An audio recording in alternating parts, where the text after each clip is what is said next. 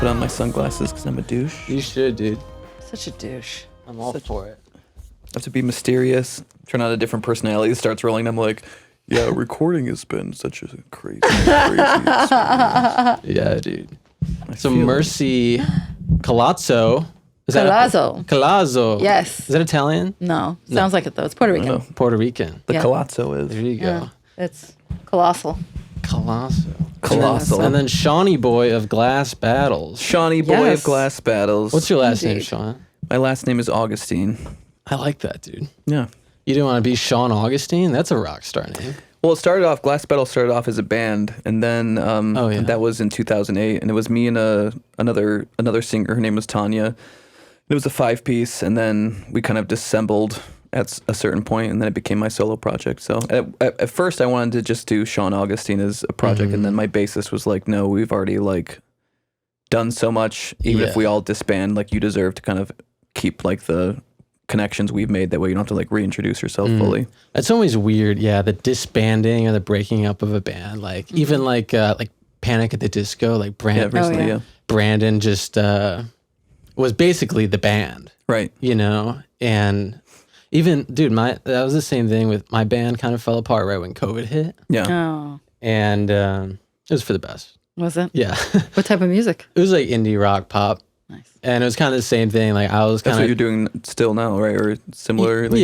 Similar vibes. Yeah. But, because it was me writing and producing everything. So Right. it's Same. still the same. Yep. But yeah, I was on the fence, dude, you pump so much money and effort and time into a name or an entity or whatever. You're Right. Fuck, should I just keep it going? And It depends. I mean, I feel like Freddy Tyler Paul is also a good artist name too. So yeah, I was also on the fence of I didn't really have a total idea of what I was gonna be. For a while, I was like, am I gonna be a producer for people or Right. my own artist? And I'm like, fuck it, I'm just gonna make it into a brand, for sure. Nice. because it's like Mercy Collazo. That's a fucking brand. That's it sounds like something you would see on next to a Balenciaga store. Selling Damn. Absolutely. I was gonna say I'll this take sounds that. like a high-end fashion line as well. Yeah. Exactly, right? It was supposed to just be Mercy, but there was too many Mercies out there. Yeah. Nobody could ever find me. And I was like, fuck. Or even if song names just Mercy. Shit, thank you. That's, wow. Are you guys? Well, you guys are both producers and writers in your own right. Yeah, for sure. Are you dabbling with other peeps? I do. Always. Yeah, I do occasionally. Yeah, we both are. Yeah, I mean, we worked on we've actually only worked on a couple songs together. One of them was mine, and then we've just decided to kind of start working together at some point, just kind of see what that would fully sound like from start to finish. But I write and produce for a couple people. But that's always, working with other artists is always a crapshoot too. I feel dude. Especially independent artists, and no judgments, but it's always a 2-week. They're like, I need it in 2 weeks, and I have $150. I'm like, great. I'm like, this is great. No. I'm gonna go Dang. grocery shopping after this. No, dude. It's all about the vibe. You know, sure. I don't want to work with you if there's no vibe, dude. Yeah, That's it. for sure. Yeah. I've had artists that I worked with, and it's like, oh my god, Yeah, I don't even want to finish this project. exactly. It's Yeah. like you get never it. know, and you don't really know too until you actually start doing it, and then you're like, oh fuck, this is Yeah. a terrible mistake. dude.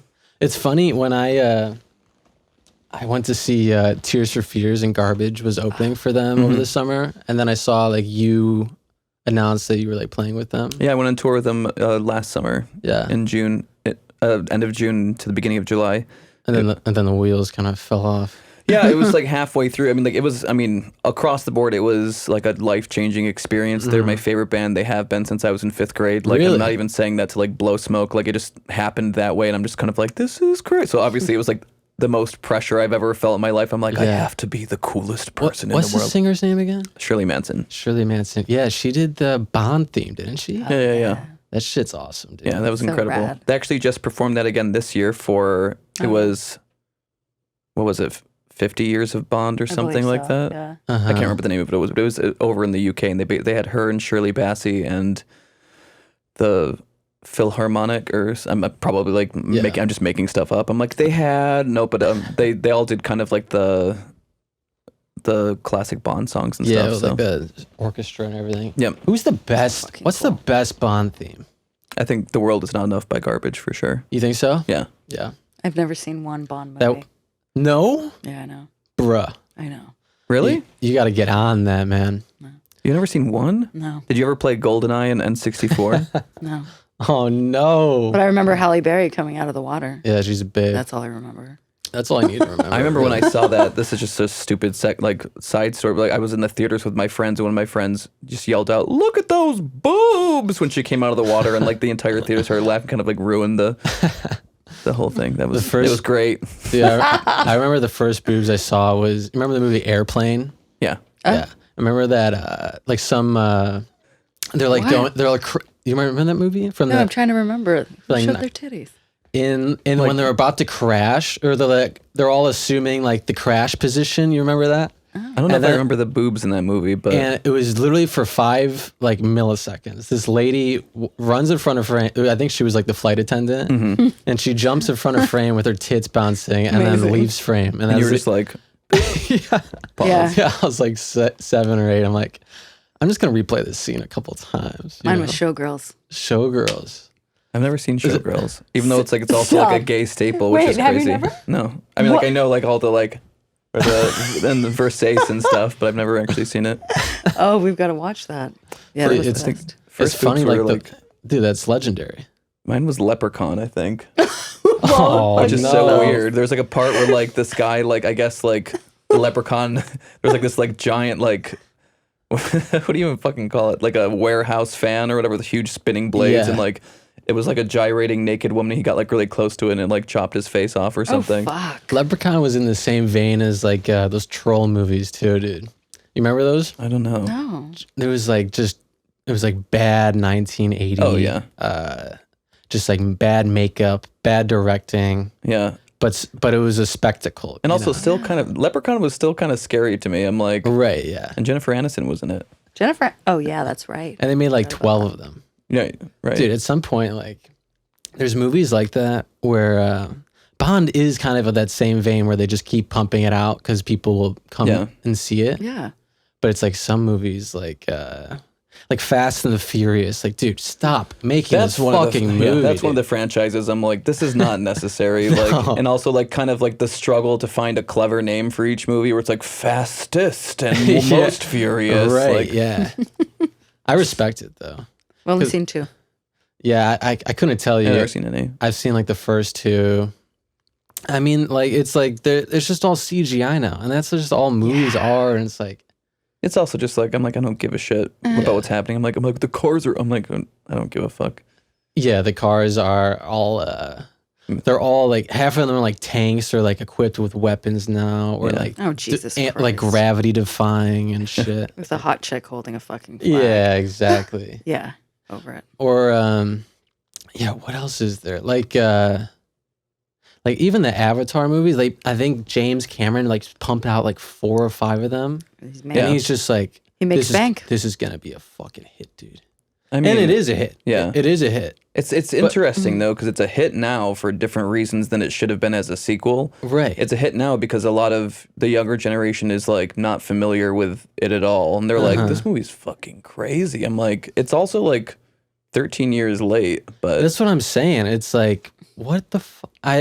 I get it, because like from his perspective, it's like George Lucas like believing in Star Wars, you know? Like, this is gonna be, I know this is gonna be huge. Yeah, but that was amazing. But that ended up being amazing. Yeah. And then James Cameron's trying to make that his Star Wars, and it's just not totally clicking culturally. Right. I think it's also because Avatar was popular because of like the special effects. Yeah. It wasn't like this story is like gonna really stand the test of time. Yeah. But like, I just don't, I don't know. I guess animated shit can stand the test of time, but like, I don't know. Maybe I'm just an old soul, but like too much CGI just will not. Takes you out of it. Yeah. Sure. I don't know, man. Practical effects, honestly, if they're done correctly, they're 1 billion times better than CGI. Yeah. Like Lord of the Rings did a lot of that shit too. Yeah. Where they were like doing like, because they had like hobbits, you know? Yeah. Mm-hmm. And they would have them Are you describing Lord of the Rings to me? There's hobbits in you're a them, fan. so there's rings. there's a ring, there's a sword somewhere in there, a couple dwarves. But yeah, like they push like Pippin and like not Scotty Pippin. The basketball what's the players. other hobbit? I've never seen any of them, so I'm like, Pippin. Yeah, Pippin is one of the hobbits, Frodo. And then like push him further in frame, and then like Gandalf, Ian McKellen yeah. is like closer to frame, like the forced perspective. Yeah, exactly. I was like, what scene? You're like, they push Pippin off a cliff. They have, that was my favorite part of the movie, when they just kind of sacrifice him for no reason, and he's like, what? Yeah, that never happened, by the way. It's actually in the deleted scene, so just paid attention to the movie. I read all those books when I was a kid. Yeah, me too. The books are better. Yeah. Always. Books are always better, I think. I even read all those fucking Twilight those books. Yeah, and they were amazing until I watched the first Twilight, and Jesus. That was a good cultural phenomenon in its own right too. Yeah. That was crazy. Dude, I got into it. The gals were obsessed with that shit. Prime Robert. Prime Robert. Yeah. Dude. Prime Rib. Prime Rib. What a hunk, dude. And then what was the wolf guy? Taylor Lautner. Yeah, he kind of fell off, didn't he? Yeah, well, that was his only thing. And then dating Taylor Swift on Valentine's Day. He dated T Swift? Yeah. Good for him. I feel like that was like a weird PR thing. They're like, 2 Taylors. Oh. I feel like that's, thinking of like Hollywood, like, I guess it makes sense. Like, when you reach a certain level, you're not gonna like T Swift dating like a second grade teacher or something isn't gonna happen. Yeah, you have to date like a. Well, I think she's not with a celebrity now. She's not, but I don't know who she's. She's with some. I don't know. Who she's and he's with, lasted. Actually. She's been writing good songs. Yeah. About him, so you know. I'm not into I'm not super deep in the T Swift lore. Either am I, but I have. She writes a song about everybody who breaks up with her. Mm-hmm. But don't we all? I mean, we all do. Yeah. We kind of put it on her as like this weird thing. Like, it's actually true. I'm like, what else do you write about? I'm like Del Taco. Indeed. Pippin losing his life over the cliff in Lord of the Rings Part 8. Sounds horrible. I'd love to buy Zeppelin. It. Dude, Zeppelin wrote every song like Lord of the Rings. That's true. That's true. Man, they did it right. They kind of played that well. With their tight jeans and camel toe. It was just, I think it's a moose knuckle if it's a guy. You know what? You're right. The dick print. It was a moose knuckle. Moose knuckle. I had a poster of them. You say I had a moose knuckle. I had a moose knuckle. I'm rocking one right now. I had a poster of them. You know, remember that photo of them in front of the Zeppelin airplane? Oh yeah. You know what I'm talking about? And they all have bulges. Oh like, yeah. Just dick print.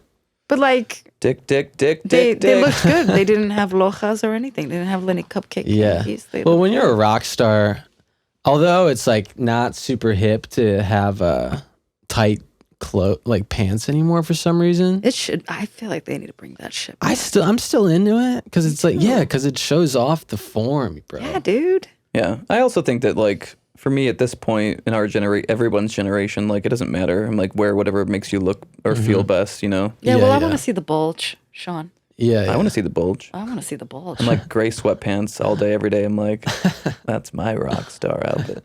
I just love a bulge. What can I say? As I'm wearing like comfy, like just like I'm gonna paint my house pants. Yeah, dude. Beautiful. Do you feel like on stage you feel like you gotta dress a certain way? Like, oh, for sure. Yeah. You're not. You. I mean, you can't just look like a piece of shit. Well, it depends on what kind of artist you are. Right. I mean, some people also have like I feel like I do have a sense of style, but I feel like it's also kind of I split it with performing too. Like before I went on tour, I spent like a month kind of like getting outfits together, which was like something I don't typically do in life. But yeah, I mean, you want to impress. You also want to feel cool. I feel like clothes and you were wearing the Mercy Collazo line. I was wearing Mercy Collazo. It was couture and it was great. It was just her face, but it was just kind of like it was off really the pretty. shoulder. It was. Yeah, I remember seeing photos. It was pretty sick. Yeah, that's actually why the tour got canceled halfway through. So it wasn't COVID. You were it was too well. It was too good. You're making garbage look bad. Yeah. They were like, I don't know about this. You gotta stop this right now.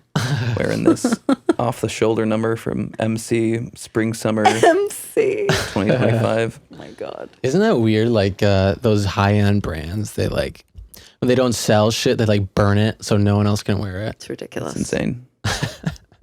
Like Gucci does that, I know. They do? Yeah. That's fucking stupid. You know, like shitty t-shirt brands, like when they don't sell a line, they like send it to like Africa or something. At least like it's getting worn. That's stupid. Yeah. But yeah, Gucci just burns it all. It's great. What assholes. I know. Capitalism at its finest. I love Gucci. That is like the epitome of, you love Gucci? They have their moments. Did you see the movie? Yeah. Yeah. That was, Lady Gaga's Italian accent. she sounded like Count Dracula. Oh my goodness. She was like, I want to buy clothes or whatever. I'm just kind of like, no, babe. You mean Gaga? Yeah. I love me some Gaga, but yeah, she went hard on the accent there. Or Leto, fucking that weird. He was over the top. Dude. I remember Tom Ford was interviewed about that, and he was like, I knew that man. He's like, and he was like, Leto played him like he had developmental issues. I feel like every one of his roles, he's just like a caricature. Yeah, just like not the right guy. Yeah. Well, although he just really thinks he's... They love him, though. They make a big deal out of him. I heard he has like a sex cult. Did you hear about this? Yeah. What the fuck is that? I don't know. I mean, it doesn't surprise me because he seems to be like a megalomaniac. He's got that kind of like method actor energy, that crazy shit where you're like, you could also just learn the lines and be a good actor. And not have to, I remember I saw him, his band, 30 Seconds for Mars. I saw him like 10 years ago at some arena type thing. And I was like a fucking half mile away from him. And I could tell he was a fucking douche. Yeah. You know, just his behavior and how he's just talking on stage. Yeah. The take yourself too seriously type of people. Yeah, exactly, dude. Which I hate. I can't. Fucker doesn't age, though, I'll tell you that. Oh, he's got it. Nobody does. If you have money, you don't age. Yeah, his face looks like a baby's ass. There's a serum out there, dude. Oh, for sure. Like Paul McCartney's got it. Who else is fucking? Brad Pitt's got it. Pharrell's got it. I think Pharrell made it, dude. Pharrell, it's just from his DNA. It's just his blood. Right. There's something out there. Yeah, like those elite, the elite of the elite in Hollywood. Even like I was talking to a guest a couple weeks ago, and they were talking about this elite like sex orgy club that like all the A-list celebrities, like she went to one, and it was like she was with some producer or something that like got her in, and it was like a $20,000 like buy-in. Oh shit. And it was clearly like you had to not only know someone, but you had to have a little bit of cash on deck, you know? A little bit, yeah. A little bit. Just 20,000. Yeah. Teensy-weensy? Just a what? Just a teensy-weensy. Yeah, exactly. Just to get into, not even. Yeah. And it was like classic, like everyone has masks, so you can't know who's who. But like, those what's the point of that then? Like I feel like if you're gonna pay that much money to have like some celebrity sex orgy, like kind of want to see who I'm having sex with. Eyes wide shut. I had sex with who fucking knows? With Boo Berry. Remember the cereal? He had that mask on. Chocula? That's what I was trying to think of. Boo Berry's like the weird B-side one. Yeah. Like, is that a rapper? Fucking Ronald McDonald. Sure is. Yeah, like like who would be a random celebrity that you'd find at one of those things? Bradley Cooper. Oh, he's definitely there. He's definitely Dennis Quaid. Yeah. Dennis Quaid. I don't know. Let's keep it going. Yeah. Let's see who else. One of the Victoria's Secret angels. I feel like Chloe Sevigny would be there. Oh, she's a little freak. Who's that one? Freakadeek. She's Boys Don't Cry. Oh yeah. Kids. She plays. Yes. Fuck. I haven't seen Kids in forever. I haven't seen Kids in forever, says Mercy, living in her castle with old crones. I haven't seen children in forever. I still remember Rosario Dawson in that film, and she's talking about the fact that when she lost her virginity, the guy started singing Sunday, Bloody Sunday. Oh. Sunday, Bloody Sunday. That's disgusting. That's kids. That's kids. Really? And I was a little kid watching that, and I was like, I don't really enjoy this at all. I never saw it. I thought like the bad kids at school were like, yeah, it's crazy. And I was just kind of like, you have to watch it. And I was like, no. I don't think I am allowed. Don't watch it. Yeah. The last scene's quite like, what the fuck did I just watch? Yeah, there are those things when you're growing up where like everyone in your class is like, you gotta see, like when we were first coming up with the internet, where there were just some videos on the internet that you should not have seen growing up. Well, there was that one site that I feel like it's called like Faces of Death or something. Right. It's like some gore shit. I'm like, Hey guys, you made it this far. Some quick, shameless self-promotion. I'm giving you a free coupon to my store on freddytylerpaul.com. You can get any tee, any sweater, any book, any album of mine for 25% off. Just put in bad advice at checkout and you're golden. All right, back to the pod. Are you guys both of the LGB acquaintance? We sure are. Yeah, we seem to know each other. I'm a lesbian and she's gay. I'm gay as fuck. Nice, dude. Love that dick. Wait, I mean, that's you. Sorry. You're confused. A little gay humor for you. Yeah. She's so gay. It's kind of like when you're like so conservative, you become liberal or whatever the fucking pendulum thing is. Is that what that is? Is that a thing? I feel like there's certain amounts of like militant. Oh yeah. Like super extremes. Republicans that are like super like straight edge, but they're all gay, low key. Yeah. Oh. Yeah. High key. Fucking all of them. Yep. We're both gay as fuck. Yeah. Nice, dude. When did you guys, was there a point where you realized you were gay? Yeah. Was it like in high school, grade school? Let's see. I mean, I grew up in a very like feminine. My mother was super feminine, always getting dolled up, and I loved you guys that are shit. both from LA. I was from like Moreland Empire. Massachusetts. Yeah. Massachusetts. Massive bullshits. Yeah. And I had a lot of offers. Yeah. But I was like, no, that's a very good looking man, and I'd like to date his sister. And just got to the point where I was like, yep. Yeah. I think I like tacos. Yeah, you kind of find that out early, eh? That was a very romantic way of putting it. No. And mine was just I don't know. Mine was middle school or high school. Yeah. I kind of missed out on the coming out story kind of thing because my parents just sort of knew. Yeah. And I wasn't like I was pretty dorky. So I think parents can tell earlier than you do. Yeah. Especially because when I was like 8 years old, I made my mom make paper dolls out of the B-52s, and I was like, I want to play Love Shack, and she was like, okay. She knew then because I also made her make like the red beehive for that one singer. I was like, she needs to have the hair that comes off in the video, Mom. So I think that was sort of the precursor. Damn. That's so funny. Yeah, that's funny. My sister's gay. She was on the pod a few weeks ago, and she was talking to me like. Yeah, it was just like she didn't tell anyone. She just like showed up with a girlfriend one day. Yeah, that was pretty much Yeah. And it was like no one gave a fuck. Yeah. Nice. Like our family just doesn't. Also, our family didn't really like talk about shit like anything of substance. You know, like anything super deep. You know. Sounds like mine. Yeah. We might be related. That might be the way to go, honestly. Just kind of like don't talk about anything. Talk about Leprechaun 4 as much as you can. That's the Latinos. Yeah. Just internalize and externalize all the trauma. Just missed it. I just tried to scratch my ear through the headphones at first. I was like, Did you get it? I got it. Yeah. I don't know. Like, I grew up Catholic too. Mm-hmm. Oh. Me too. Yeah. I was super Christian. So classic, right? Yep. East Coast Catholic. Oh, that's very Catholic too. Right. Yeah.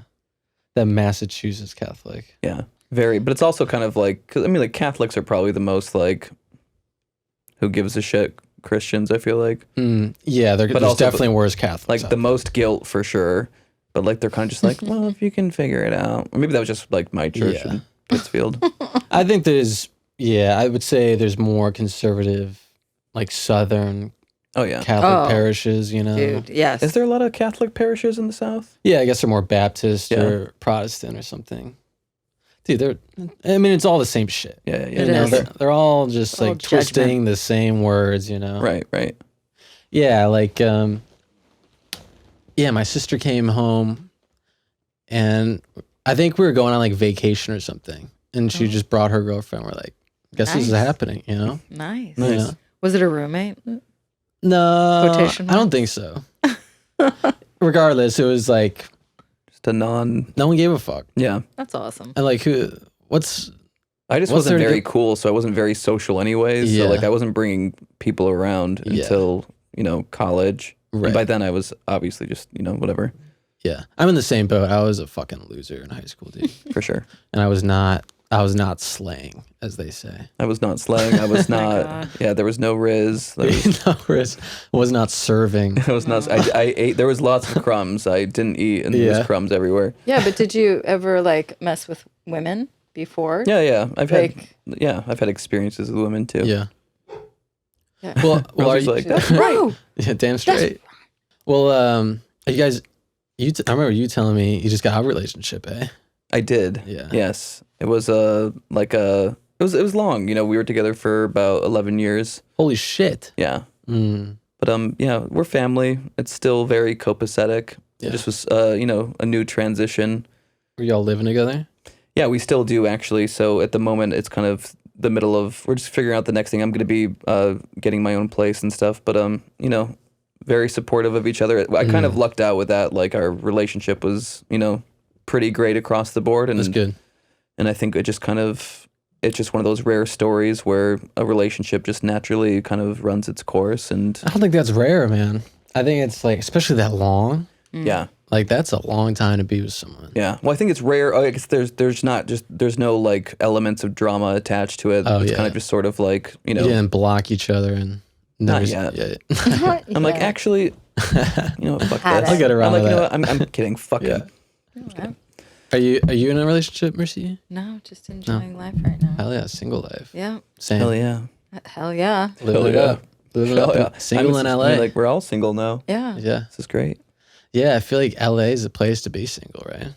Can be. Can be. No? Depends what you're looking for. Yeah. I mean, like, I feel like there's a lot of cliches about Los Angeles that I've always kind of resented where I'm like, oh yeah, nobody wants to but it's not, I mean, you can find people anywhere. Yeah. I think it's also kind of like what you put out into what you want from a relationship or what you want out of a connection. And I think a lot of people go into dating as like this weird, like alternate personality exercise.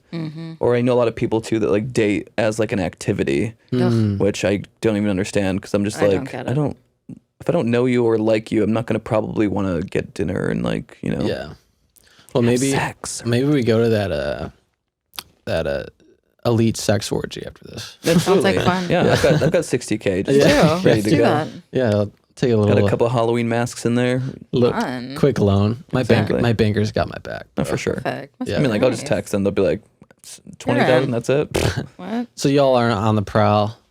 You're just living life. Honestly, when it comes, it comes. Yeah, I agree. Especially like, dude, you gotta stay busy in this fucking city, and dude, having a relationship is time consuming. Well, it's also just the three of us are artists too. Like I have way too much going on or coming up and things to work on. So does Mercy, and you already are juggling like 1 million things. So yeah. It's the Earth sign thing too. You're a Virgo, right? Yeah. You're a Virgo? 2 Virgos and a Taurus. We're all kind of like, I'm like, honestly, I just don't have time for this. Yeah. The time I have is for me to eat snacks. Right. And jerk off. Right. Snacky poo. Yeah. Yeah. I'm like, what's jerking off? What?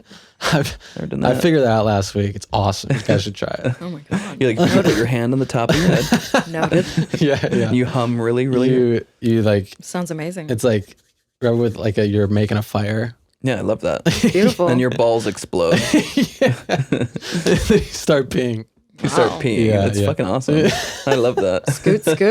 Yeah, dude. I love that. Yeah, you should Sex try is crazy. Yes. Yeah. Jennifer Coolidge. When did you guys lose your virginity?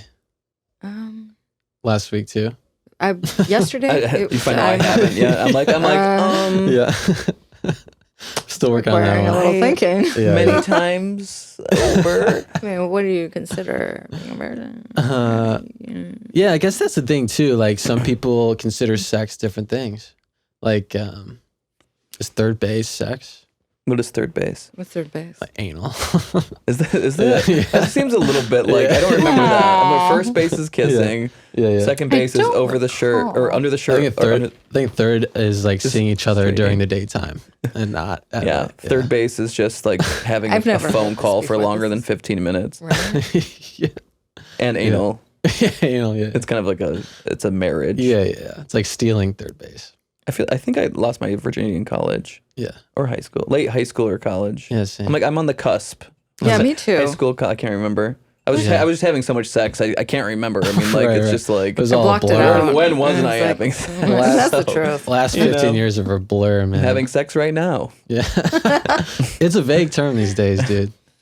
I think there's too many vague terms right now. Indeed. Yeah. I think, yeah. People are afraid to define anything anymore.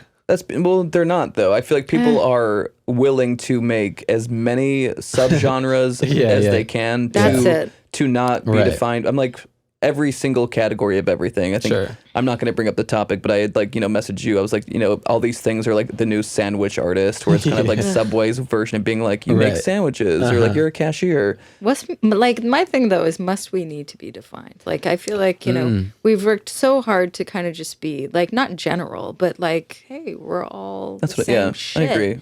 And for sure. like for me being a lesbianist, I've told you, like, I, for the longest, was like, yo, just think of me as a fucking artist, a good person, and let's have a fucking great day. Like, and also a lesbian. Yeah, and also a thespian. Right. But, a thespian. But, she's an incredical theatrical actress. Yeah, it's beautiful on Broadway. But no, like, these days, there's a lot of people that really get offended if you get called if you call yourself the wrong name. Yeah. And I'm like, I love all my peeps. So it's like not about, insulting or being like, oh, well, I didn't know you were this or whatever. But like for me, I think it's just like we all just need to accept each other and stop getting offended over all that other, stuff. It's also a generational shift. I feel like it's Agreed. Where our age is showing, Mercy. I'm like, I don't, all these names people are giving themselves.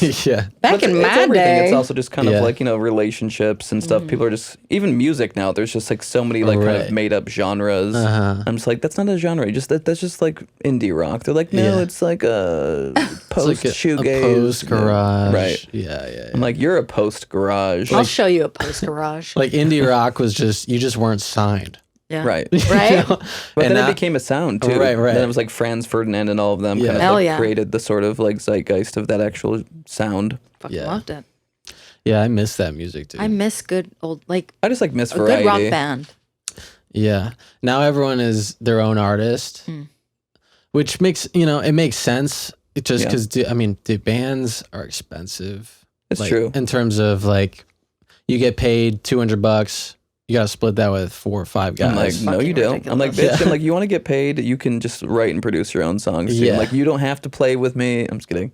I'm like, I'm kidding. Everyone on tour got paid. Kidding. No, they everyone. Didn't. I'm like, everyone got paid in compliments, Trident layers, occasional compliments, and whatever we had left on the table after craft services left. See?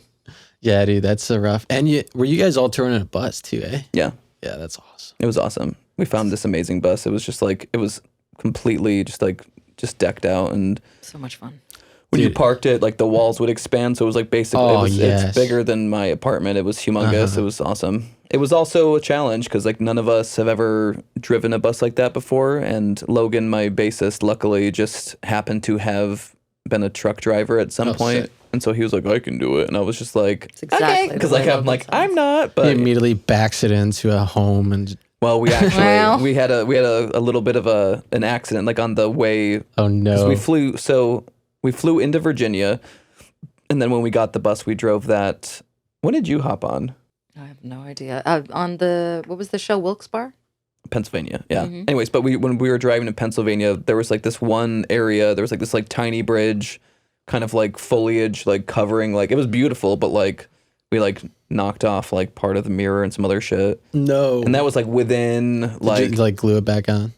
Taped it. I mean, we taped it, and the Gas rental, the people we rented it from were obviously they were not particularly pleased, but and that, we paid for that too. But it was just one of those things too. I remember that because I was like, let's just take the freeway, and they're like, no, this would be easier. I'm like, we're driving a tour bus. There's no easy. I'm like, you can't drive through the woods in this. Like, and that's what we were doing at one point. I'm like, you can't even turn this. Like, if we get stuck, like, I mean, we can just like expand the walls and just live there. I'm just like, all right, well, we're good. We're done. That's it. Yeah, dude. I'm waiting for my car to blow up. I want to get the van, dude. Nice. I want to get I'm either thinking like the Ram Pro Master because they make like long versions of it. I have no idea what that means. The Ram Pro. It's kind of like the long Mercedes That's actually that was my nickname in college. It's kind of like a Sprinter, yeah. Yeah. The Ram Pro Master. Yeah, I like the name too. Right. I feel like I'm going fishing. Right. My friend got a seen Ford. The Ram Pro Master. You're like, it's in the garage. Yeah. Look at this bad boy. Those vans are fun though. My friend got a Ford and she fixed it up. She's putting in a kitchen. Yeah. Bed, that's what I'm saying. Yeah, like make some like wood walls, make a real homey. I don't know, after the tour bus, it was a great experience, but like you can't shower on the road and you can't really shower until you plug into like natural water because the tanks just like, it always smells kind of weird. Yeah. Even the clean water smelled like weird. And I remember, right. But yeah, that was, and then our shower the first time we camped out in the woods, we literally, we had never done it before. We hooked up to the water and it was all good, but like we didn't know how to have the heat on, so just as I bite my lip off. You okay with it? I've done the same. It's very emotional for me. Yeah. It was like ice cold water, and like I remember because like we're out like at the picnic table, and like every time somebody would go into the bus because we were all taking our showers, you just hear like, oh, like kind of like screaming from the little shower thing. Saying. But yeah, we all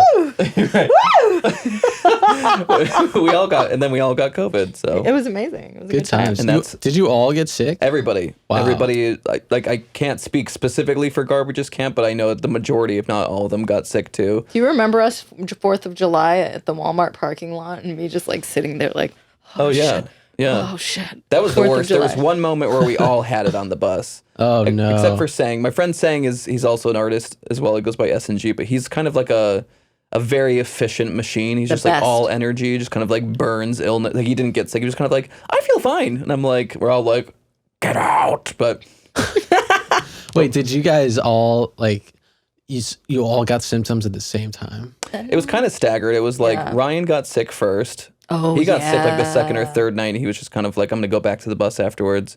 Because it was crazy actually. So like, I've never had the experience as an artist where like the audience like screams when you come on stage and they don't know who you are, and then like signing shit outside afterwards and stuff. It was like wild, awesome. Such a good experience. I remember that second or third night, Ryan was just kind of like he hung out for a second, then he like went back into the bus, and then Mercy got sick after that, right? Yeah, I think so.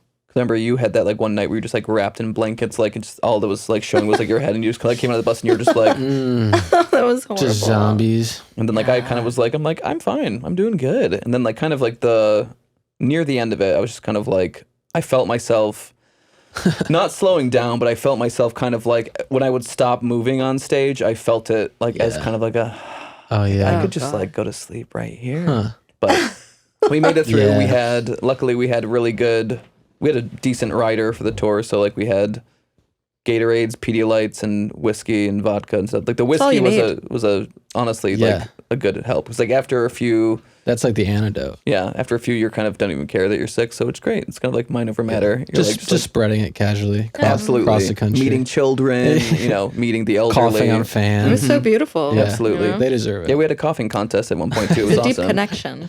Felt really good. Yeah, they're like sign my cough. Yeah, did you I had COVID not last New Year's, but the previous. It was like the Omicron era or something. Oh yeah. I remember that. Yeah, and it was like, dude, it was like both ends. It was like just like I'm like, what do you mean? Yeah, like, all right, I don't understand. Let me show you. Yeah, it was a mess, dude. It was like 2 solid days of just a disaster.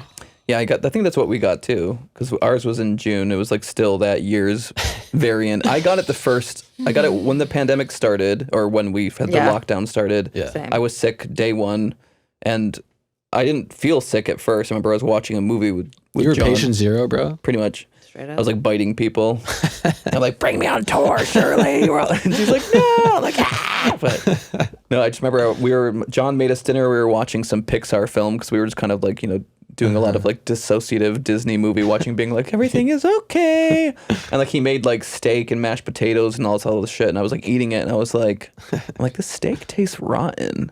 I was like, are you sure it's not old? And he's like, it tastes fine. And I was like, it tastes weird. You're losing your smell and shit. And then had ice cream afterwards and I couldn't taste any of it. And I was like, what flavor is this? And he was like, whatever. And I was just like, I don't think I can taste it. And this was before that was even released as a symptom too. You didn't know what was going on. And so I was just like, but I knew something was wrong for sure because it was like, I wasn't stuffed up or anything. I was just kind of like, I can't taste anything. And I was like, had the candle. And he's like, what are you doing? Because I was literally just like, probably, that's why we broke up, because I just lost my mind in 2020. I'm like, I'm like, do you smell this? You're like eating wax. I'm like, so yeah. And then I went on Reddit that night, which was a mistake. It was like 3 a.m. because like at that point I like couldn't sleep anyways, and you had breast cancer. Yeah, horrible. Yeah, you just breast cancer, and well, there it is. Breast cancer and diphtheria. No, but I was like, I like Googled. I'm like loss of sense and smell and taste, COVID or whatever. And it was like there was a whole thing that was like, this is one of the main symptoms. They're not telling people yet. Blah blah blah. And I was like, and then literally for 12 days I couldn't smell or taste anything. Because you also don't know how fucked the disease or virus was at that point. No, we didn't know how far it was going to go. People were dying from it. That's all I knew. And then I was like, I think it was like, because I had my sense of smell and taste were completely gone for 12 days. Like nothing.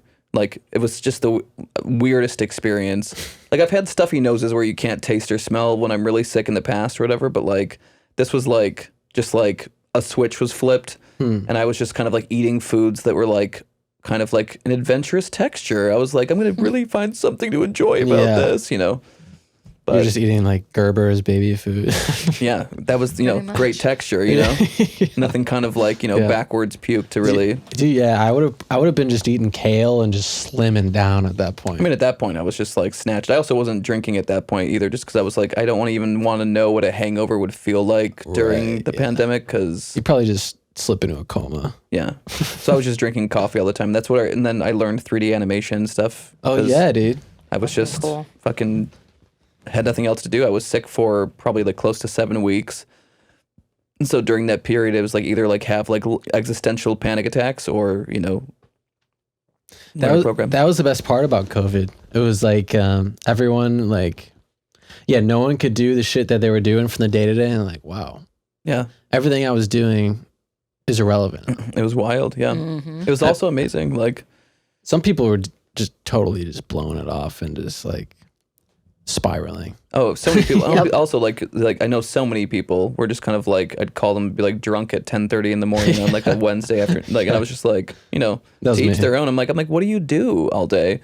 Yeah. But I was just kind of like, because I'm self-produced, I'm sure you both can agree, like it's, there's that sort of whatever artistic survival complex too, and it immediately kicked in. I was like, I have to figure out something, because like I'm not gonna just like I started making videos on my iPhone and ended up getting all these like crazy like premieres with like V Magazine and Billboard and shit, and kind of like caught the attention of all these, because I was like learning green screen and 3D shit. It was just like this whole other project. Yeah, I love the fucking videos you're doing, dude. I mean, like they're so much better now. The ones for this current album that's kind of slowly coming together these videos haven't come out yet, but they're insane. Yeah. I mean, the other ones were cool for sure, but no, I look back, I'm just very judgmental of myself too. So I'm like, ooh. Yeah, I mean, that's anything. It's like everything you do is just gonna get better. That's just a fact of life. Yeah. If you keep doing it. Mercy, what were you up to? Baking bread or anything? No, I was working on a single too. I started producing too and did flip it, and literally that's when you and I were you sent me Phantom Limb, and then I did some vocals on top of it and sent it back to him. Yeah. And then I just mixed it at home, which was, came up pretty decent considering I'm terrible at mixing, because it is the worst thing on the planet. I love mixing. Really? Yeah. Oh, man. Perfect. I will call you to do that. Perfect. Send it. Yeah. Full send, dude. No, but it was the first artist that I've ever had like send me like a WeTransfer of like 40 different takes for the song or whatever. So sorry, no, it was amazing. No, because like a lot of times like people are like, I don't know, like I kind of listened and I didn't know, which is fine, but like it was just very comprehensive, and I was like, this bitch is crazy. Love that. Well, yeah, dude. When COVID popped, so right before COVID, I literally got back like 2 days before like everything like shut down. Good timing. From Belgium, I was there for a week with my brother-in-law, and I was just wandering around shooting street photography. And that was like when I first got my film camera, and dude, I just fell in love with photography. Yeah. Nice. And then I got home, and yeah, I finished up a record, put it out. Nothing happened because it was COVID. Right. I'm just like, fuck. And the band fell apart. I'm like, what the fuck am I doing right now? Right. No. So yeah, I started shooting like portraits for just random friends and artists. Yeah. And it just kind of snowballed. And I'm like, I got to get out of this city before winter hits, dude. And I dipped out of here. Where'd you go? I'm from Chicago. Oh, you went to Chicago. Yeah, okay. Yeah. From Chicago, moved here, and... Oh, you got back to Chicago. I see. Okay, gotcha. I was always in Chicago. Okay. And then left 2 years ago, September 2020. Oh. Yeah. So I guess that's... 3. Kind of deep into the pandemic, but... Yeah. Yeah, man. Never really turned back. I just can't, dude. Have you been to Chicago? No, but I've heard many things about it. I used to be an Uber driver, and I remember picking up one guy, and it was my last ride home. And then the guy was so drunk, and all he did, he got in the car and he sat there for like 2 minutes, and he was like, "I fucking hate Chicago. It's fucking cold, and I never see the light." And I was like, "Yo, get the fuck out of my car." Yeah, the sun. Yeah, bad vibes right there. Yeah, the sun is gonzo at like 3 p.m. Dude. Jeez. Just immediately think of the Muppet when you said that. Gonzo. Yeah. I'm like, the sun is gone. So I see his face being like, or whatever his voice is. Yeah, that's what every Chicago person looks like. They look like Gonzo. Yeah. I remember my coworker, one of my coworkers was from Chicago. She always called it Chirac. Yeah. Yeah. People, I was like, okay. Sounds wonderful. People have this, the media, like, blast Chicago because, like, the South Side is, like, notorious for, like, gang shootings and shit. Yeah. But most Chicago is pretty chill. I feel like it's all cities. Yeah. There's a shitty area of every city. Really good food, right? Really good food and, like... Yeah. If you want to gain some weight, dude, go to Chicago. Yeah. Bro. Those pizzas. I ordered a Chicago-style pizza recently on Postmates. Here? And it was great. Yeah. But it was, like... A lot. Like... It's $52 for like a medium pizza, but it was like, it's a pie, dude. It's a pie, man. Yeah. It wasn't even a pie. It was just like a house. Yeah. It was a little cake house. Yeah, dude. Made of cheese and sauce. Lou Malnati's, Giordano's, yes, Garibaldi's. Those are like the icons of deep dish. I was this close to ordering it and having them mail it to me. Yeah. But I found a Chicago style pizza that's like 30 minutes away. I'm so hungry now. I'm so sorry. You'll throw your like, this sounds so good. And I'm literally like, but I remember I also had like, I had like a piece of it, and I was like, well, you're full for a week, bro. Exactly. You get so sick. I love it though. I know. Yeah, pizza's a funny thing. Out here, I'm not as pleased. It's not hitting. It doesn't hit for me, and I just don't chase it. There's a couple good places I live in West Hollywood. There's a couple good places that sort of around there. You ever had anchovies on a pizza? No. But I love Caesar dressing, which I didn't realize was made with anchovies until a couple of years ago. Oh. Really? Yeah. I've never heard that before. That's kind of like where like the salty sort of. Huh. They grind them up. Yep. Mm-hmm. I'm like, no, they're full. You just pour it out, like one just plops out. Holy shit, dude. No, I never knew that. Yeah. Sometimes they just serve the anchovies on it. I had it last night. It was delicious. I'm sure it's good. So good. I can't have anchovies as like an actual fish because the Ninja Turtles, I feel like, ruined that for me because they were always so like just repulsed by them. I'm like, I will never, because they never. And they're so good. Well, what they just got pepperoni? Is that what? Exactly. Like the cheese that like went on forever. Uh-huh. That went on forever. I want those type of pizzas, dude. Even pineapple. Oh. I'm a fan, dude. I like it. I like the sweetness. I feel like it's not as polarizing as it should. It shouldn't be this polarizing. Like, I'm not a fan. I like it. Sweet and savory. I don't like oranges in salads though. Do you know? See, that's a textural thing. It just kind of is weird. I feel like you like a bug was in there, like a caterpillar, and you're like, that was unexpected. Yeah, the looks of the pizza matter a lot. You know, like can't be too green. It's very shallow, Freddy. Yeah. I'm being like the looks of the pizza matter a lot. Like, so I'm like, this pizza's tits are amazing. I'm kind of racist against pizza. I can relate a little bit. Pizza racist. Yeah. Well, dude. I just booked. I booked a flight to Poland. Mm-hmm. Oh. I'm gonna be backpacking Europe September. Amazing. Nice. And I think I'm gonna make my way to Italy at some point because I just have to try an Italian pizza. It's great. Oh, amazing. You've been to Italy? Yeah, I went to. The first time I went was 2015. I went to Sorrento and Amalfi Coast and the Isle of Capri and stuff. But it was like, it's funny because the food is exceptional. The wine is exceptional. Like the wine also doesn't have any preservatives, so you don't really get a hangover unless you like drink, like I just feel like a fat fucking slob. No, like you just feel like a real person. Yeah, I felt amazing, and also I was like chain smoking in Italy. There's like babies smoking, dogs were smoking. Like nobody's like giving you the side eye. I can't wait to smoke in front of a baby's face, dude. Right. Well, in Italy, they'll be doing that to you, and they'll like flick it out on you. And like, but just ash right in your eyeball. Right. No, but the pizza's amazing. But it's funny because I was there for a week and a half or whatever. But it's after a while you do get sick of it, like because I'm like it was like day 5, and I'm like, well, I would like to eat something different now. But yeah, just having pasta relentlessly, right? And they're like, here's some. I mean, I still ate it. I wasn't gonna be like, no, thank you. But. Well, my mom, they're all Sicilian. Okay. Oh. So I gotta get down there. Yeah. See if I can find. Wait, so they don't make any type of like? Do they make like homemade meals, like good pasta, good? Well, not really. No. My mom's a great cook. She's Italian and Polish.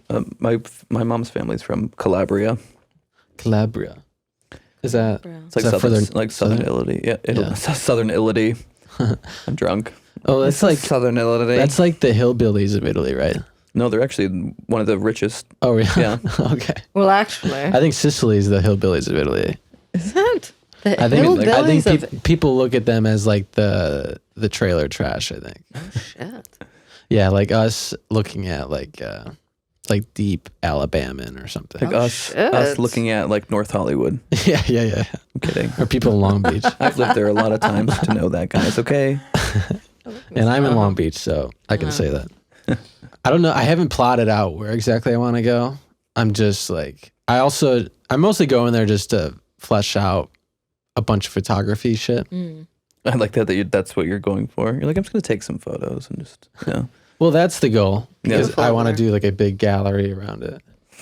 But didn't you have a gallery showing in Chicago a few months ago? Yeah, in last July in Chicago. It was awesome, dude. Nice. Went really well. Awesome. Yeah. And that's what kind of funded all the clothing biz I'm doing. Amazing. Yeah. But yeah, if I can I would love to fucking do one at like a legit, like I booked like a space to hold the gallery. But if I could get like at like a legit gallery. Yeah. I would love to do one in LA. Yeah, I feel like Melrose would probably have a bunch of galleries. Yeah. Plenty. Well, the thing is, it's like, I'm going to teach myself how to frame. Because, dude, framing people charge you up the fucking ass. Oh, for sure. Makes sense. And it's like, they probably mark it up 500%. I'm sure. Then from the costs and everything. Yeah. Right. They're just like bent you over that fucking barrel. Well, I'm sure. I mean, like you can learn it. You have your screen printer, so yeah. I mean, framing's next. Yeah, I don't give a shit. I'll figure. I don't give a shit. Yeah. Fuck it. He gets so mad. He's like, I don't fucking care. I'll frame it. I don't. I'm like, okay. Like, remember when Freddy lost over framing? Oh my God. No. I don't give a shit. So you guys can get the fuck out. Thank you so much for coming in. Great stories, guys. I don't even care anymore. I stopped. Honestly, that's how I started this podcast. I stopped giving a fuck. Yeah. And I'm just going to like. I think that's the key to happiness. Yep, yeah. It really is. Yeah. At some point, like, I think I just like snapped over the last year. I'm like, dude, nothing matters. Nothing matters. Nothing is taken off to the point where I envisioned it. You know? And that's kind of the artist dilemma. You have this grandiose vision for yourself. For sure. And that's also usually when it happens, though, is right after that part. 100%. So buckle up. Get ready. No, like I feel like when you give up the kind of like, because in 2020 all these crazy things started happening, and from that, like the past 3 years have been more, whatever you want to call it, than everything leading up to that from 2008. You know what I mean? Like, and from that beginning, obviously we were all like, this is gonna happen, and like now these things are happening. I'm like, the fuck. Yeah. I'm like, I was getting a little bit over. No, but just kidding. Just kidding, universe.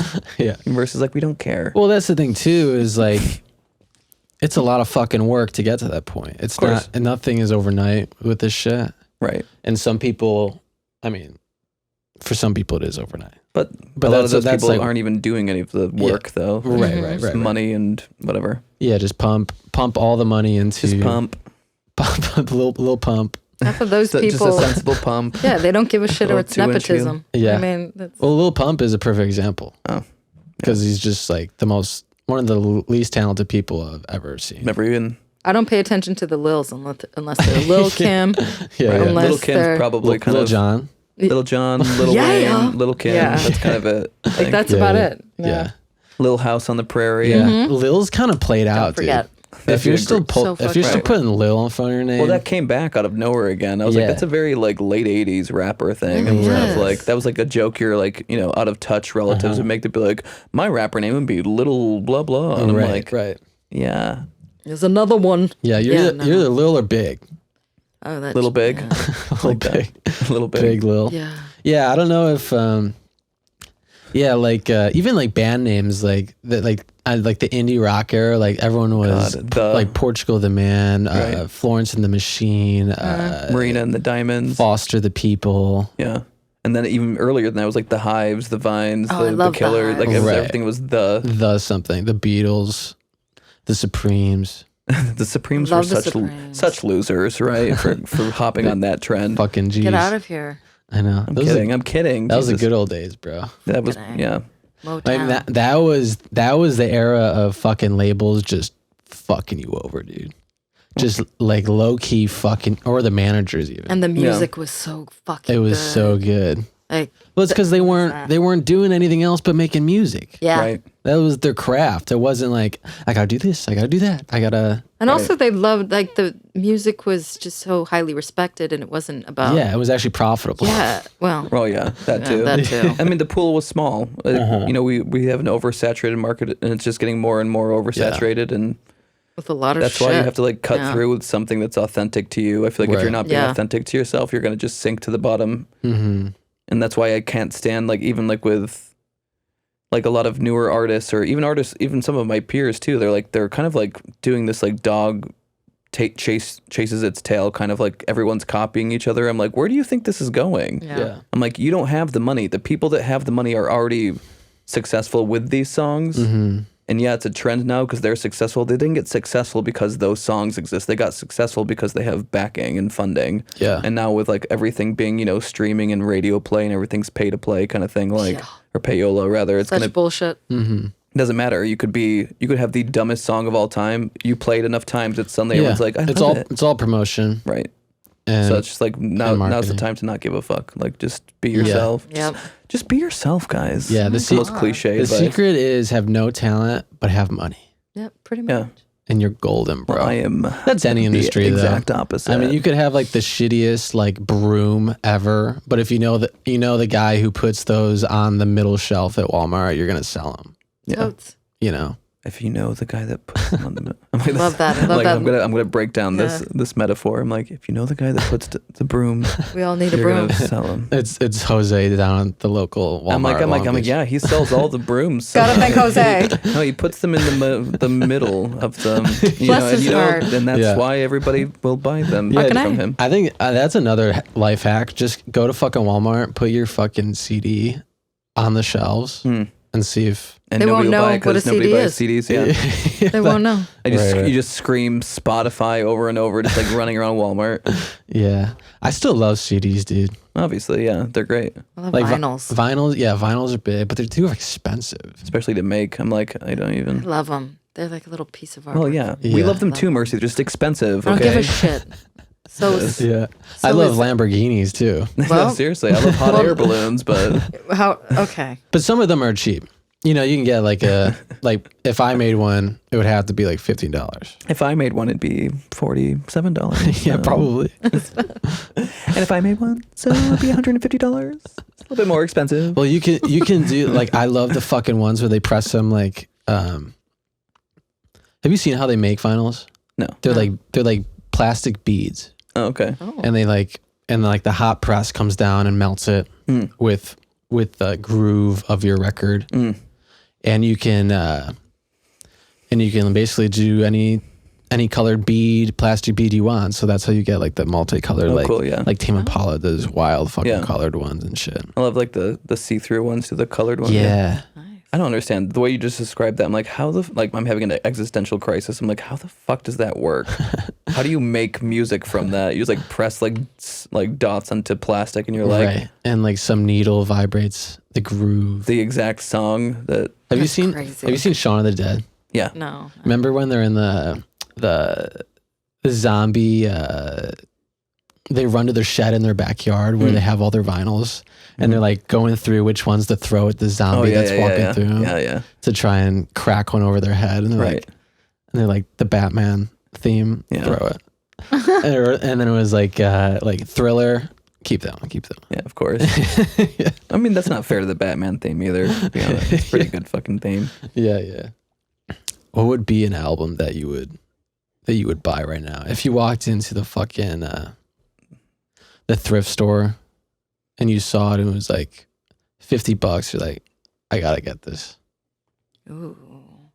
I mean, anything Fiona Apple or Bjork. Oh yeah. Massive Attack-y, anything trip hoppy, and of course anything Motown. I'm trying to think. Fiona Apple. Oh yeah. What was she like? 90s alternative. Is that what that is? Like piano sad girl with like a. She's just a really incredible songwriter. Fucking amazing. I've been a bad. Well, that was probably the most. I feel like the most kind of commercially alternative song that she had, and then the rest of it, she's still doing amazing music now. Like it's almost it's just kind of. She just kind of never ceases to. It's such a strange. I don't even know how to describe her music now. It's like somewhere between jazz and like kind of piano folk, if that's a thing. You know, it's just very almost like this really ethereal stream of consciousness, kind of songwriting and singing. Yeah, I feel like we just don't answer any of your questions. By the way, you've been like asking. You've asked like 5 tonight. We're like, yeah. Who gives a shit, man? Have you guys been to You ever been to Six Flags? Have you guys ever been to outer space? You guys believe in that? Oh man, yeah. Space would be a trip, bro. I would not do it. Yeah. Like I would like the idea of doing it, but like I just think about being on that fucking no thanks. Like just claustrophobia. Just launch in it. I'm like, I'll just astral project. I'll just take some ayahuasca and I'll go to outer space. Perfect. Dude, I'm hoping I bet you they build a fucking moon base in our lifetime. Oh, God. I bet you there already is one. Yeah. In our lifetime. This just turns into Joe Rogan's podcast. It's just oh God, a bunch of fucking white dudes just being like. It's probably again like another 20K entry sex orgy mansion on the other side of the moon or something. It's called the Moonchin. The Moonchin. Hell I'm there, dude. I'm fucking there. I'd be there. I mean, like that's like, dude. No one can afford property here. The moon's the next. The boon is the next, man. The boon makes sense. The moon boom, yeah. The moon boom. That's what we call the orgy. I'm like, yeah, you've been to the moon boom at the Moonchin. Yeah. Wanting to go, bro. Yeah, they just throw you on a fucking catapult and just launch you at 20,000 miles an hour. That'd be awesome. With a fucking parachute. You just like burn. So it's like just kind of like there's like a light sprinkling of ashes. Ignite. Yeah, right. Dude, that's the way to go. Though.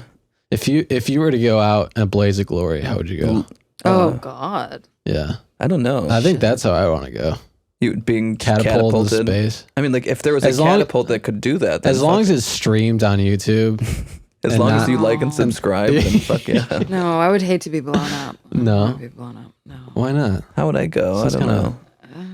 Yeah, it's kind of a rough one. Yeah, maybe. I think I would like to be like incinerated by like an alien laser beam. Oh my God! You know what I mean? Yeah, kind of like like when the skeleton's like yeah. and then it like disintegrates too. Kind of like it's instant. It's cool as fuck. But is it instant? Like. Yeah, I guess you don't know. I don't know. I haven't asked anybody. Well, dude, fucking Walt Disney is like frozen somewhere. Yeah, and I don't know if he died and then was frozen. Wait, he's frozen? Well, supposedly he's cryo frozen. Yeah, there's like a whatever you call it, Jesus urban legend that he's cryogenically frozen. I think it's true. Demolition Man? I mean, it wouldn't surprise me. They Demolition Man too? Is that what it is? Yeah, Demolition Man. Remember, Sylvester Stallone and Wesley Snipes are all frozen. Oh yeah, yeah, or like Han Solo and the Carbonite or whatever. Yeah, no. That's the move, dude. At least you don't know if it's gonna fucking work, but at least you're trying. Yeah. Yeah. Fucking cold.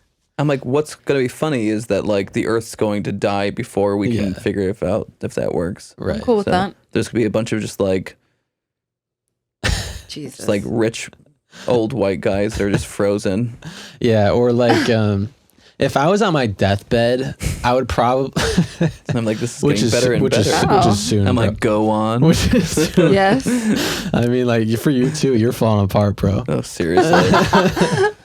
But like, I would probably want to try like as many drugs as I could. Yeah, that's what I was thinking. I'd have like a night full of partying, and then like I have a brain aneurysm at 2 a.m. And then, like they just see me like with my eyes. Well, the funny part is like, my luck is I would do that and I wouldn't die, and then I would have the worst hangover the next day. I'd be like, fuck, and I'd be like crying for like 72 hours, and I'm like, I can't. I just wanted to die.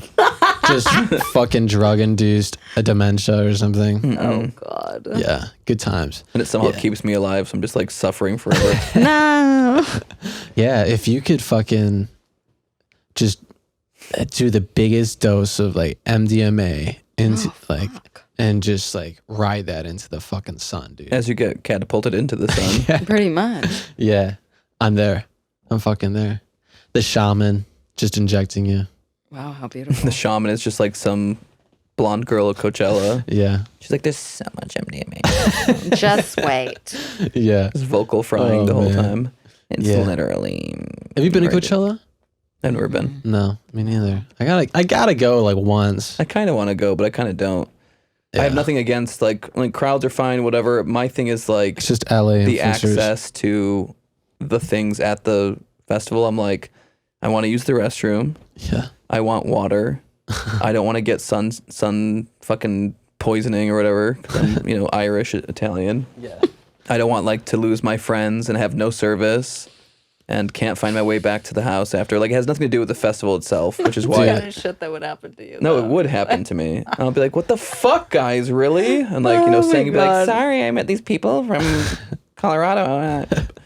Well, that's like LA fucking nightmare where you lose Wi-Fi for 5 minutes or something. Oh, for sure. What are you supposed to do? Watch Make music? T-shirts? Enjoy? Watch the show? No. Yeah. No, I'm gonna play there for sure. Yeah? Yeah. That's the goal. Yeah. It's gonna happen. Or it's already in the works? No. No. Yes. In a way. Yes. In a matter of speaking, yes. Yes. Trust But no, the like universe. I'll enjoy playing it, but it's not going to be. I feel like my microphone's moving away from me. There we go. Now I have my ASMR. I'm like, I'm having an amazing time here. You're eating your fettuccine Alfredo? Freddy Tyler Paul be making blackened chicken fettuccine from Trader Joe's. Fucking delicious. I picked it up before because I get nervous if I can't eat after a long period of time. I just heard you burp. Dude, the people who do ASMR full time. Oh. What are you doing? You eat. There's a lot of things where I'm like, what are you doing? You eat. Like, there's a lot of stuff. And like even, I'm not going to go too deep into OnlyFans because it's very popular right now, but I'm like, what are you doing though? Like, you're getting paid, but also what are you doing? Dude, I'm thinking about starting OnlyFans. Yeah. You gotta do what you gotta do. Do it. Just a quick buck. Just kidding then. You have good feet. Yeah? No, dude. Thank you. Look at those arches. Feetfinder.com. Dude, you think you can make money? I feel like you gotta be a woman to really make money on that shit. There's Or a some gay dudes man. that, I mean. I feel like gay, sex, and women make a lot of money on there. I feel like a straight guy's gonna probably have a little struggle, a little bit more. Yeah. I think I saw somewhere it was like male porn stars make like $250 a shoot on like an average male porn star. And then the women make like $1,000 a shoot. Yeah. Well, yeah. I mean, they're the. I just feel like that's just not. I mean, like OnlyFans seems much more sustainable because you can produce it yourself. Mm-hmm. But the old like, whatever you want to call it, the business model for porn, just like I'm like, yeah. How many shoots do you have to do to like literally like $1,000 to climb the ranks? To climb the ranks, $1,000 is nothing. Like, what the fuck are you gonna like do? It's funny to think of like the beginning of like you wake up today and you're like, I want to be a porn star. So you reach out to your buddy who has a DSLR. Yeah. And then you reach out to your slutty friend or something. And like, we're making. I call Mercy. Why'd you look at me when you said slutty friend? I'm like, hey, what the fuck was that? I'm like, I have an idea. You looked at me and you said slutty friend. And what the fuck was that, John? And you're like, we're making cinema today. We're making cinema, but with an S. Cinema. Yeah. Cinemax, bro. And scrambled TV. We just need to make 100 of these before we get big.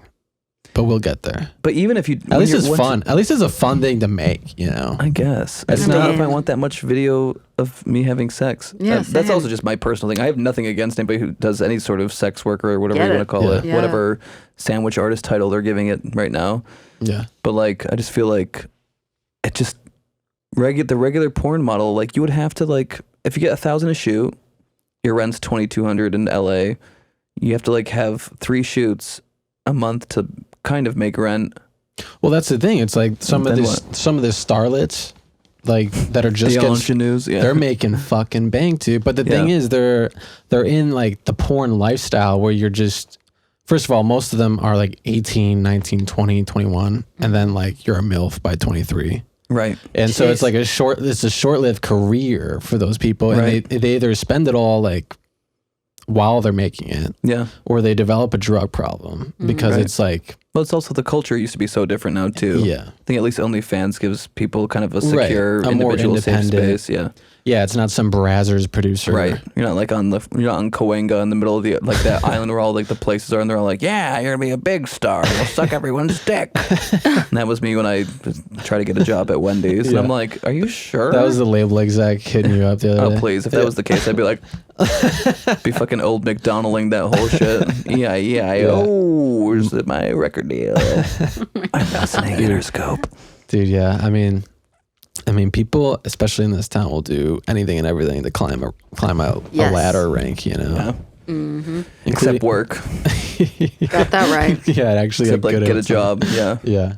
People are not wanting to work right now. That whole Kim Kardashian quote is ridiculous. Yeah, fuck her, dude. Fuck that whole family.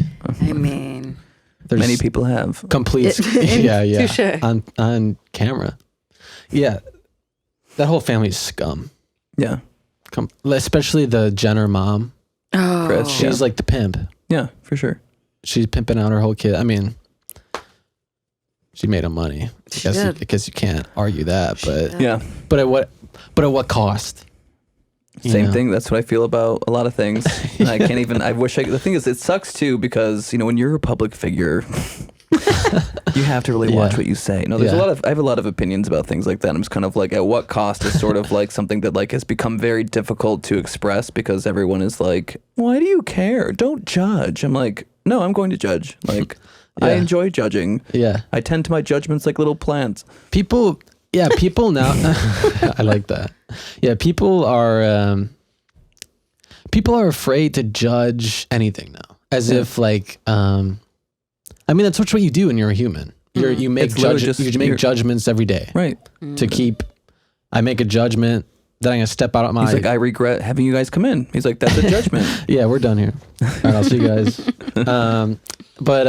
Yeah, like. You make a judgment getting up in the morning and stepping outside. Like, I could get hit by a car right now. Right. Or, putting your voice out there. There could be a chance that someone takes something you said in the wrong context and then bitches you out in the comment section. Right. And it's up to you to respond, accept it, or move on with your fucking life or whatever. Or like, poor pup. Make a judgment. She's like, I don't want anybody to judge me. No one's ever gonna judge you, Rosie. Ever. Yeah. She wants to come on you so bad.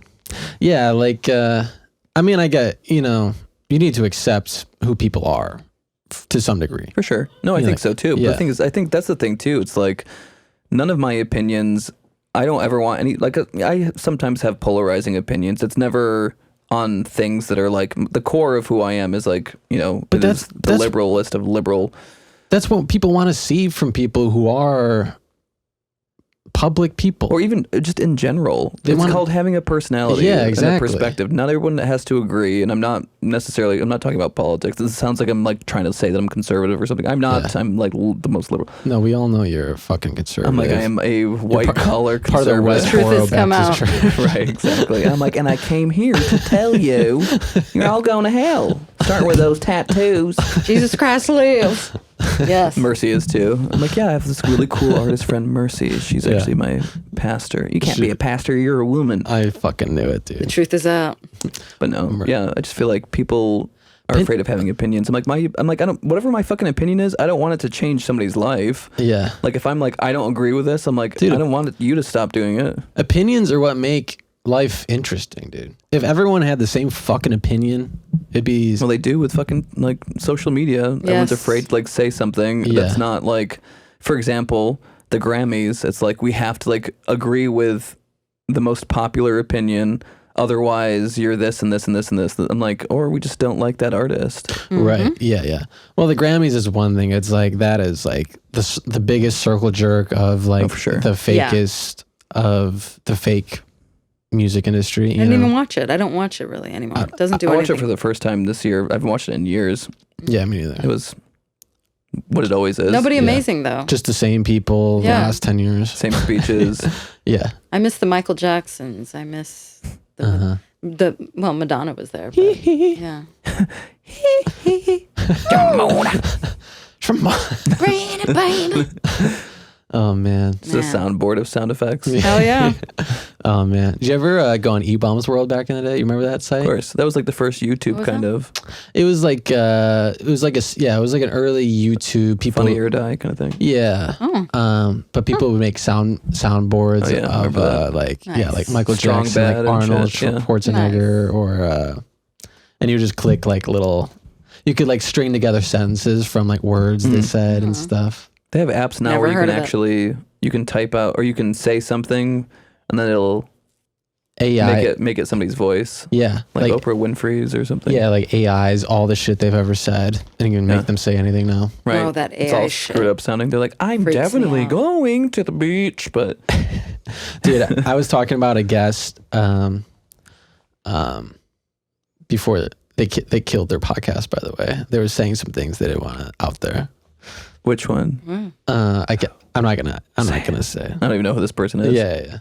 But I was talking to her about the AI cover art shit. Yeah. And it's like, dude, if you give power to that shit, they're coming for your music next. No, they already are. They already are. Like music is. Calvin Harris, I think, released a song like a AI Eminem track. Oh God. And it's like over it. It's like if music wasn't devalued enough at this point, right? It's like fuck me, like all the corporate overlords are never gonna hire a real person to do anything. Right, that's so scary. Sure. I mean, they already have AI pop stars. What's that girl's name? It has like millions of followers. Fuck all of them, dude. I fucking Lady hate Gaga. It. Oh, yeah, Madonna.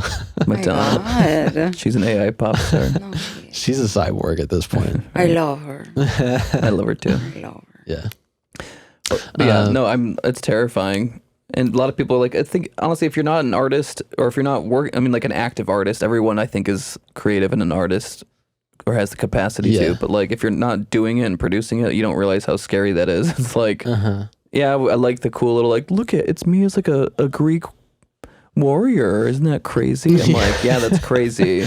Yeah. It's also crazy that Mid-Journey, you can type in anything. Right. And it just makes the image. Well, that's the thing. It's sourcing all of the work from previous artists. And it's like, dude, I mean, like, what's stopping Spotify from sourcing every music, everything, and just coming out with its own music and then making all of the stream money internally? That's so scary. Well, that's why, social media is just was the beginning of that. I think TikTok is like the biggest Chinese spyware. Well, that, and also, but I think it's also just kind of like the beginning of the end too. Like they have found a way to successfully dumb everyone down. It's ridiculous. And of course, there's like some stuff on there that's informative or whatever. But I'm like kind of sick of hearing that argument too. Like I really don't think that TikTok is really when you have to speak at lightning speed to keep your viewers' attention. And like the clips of like shit. I'm like, and I get that everybody also feels that they're like a filmmaker now, and that's very cute. And like the dance challenges, everyone thinks that they're a dancer, and in that way, yes, everyone can dance if you move around bullshit. But I'm like, no, I'm like, it just, I'm like, TikTok is also taking over the music industry too now. It's kind of ruining. Yeah, it's ruining music. Yeah. Yep. Well, for sure. And from a straight consumer perspective, you don't give a fuck because you're not a musician and you're not in the industry, so you just don't care. Right.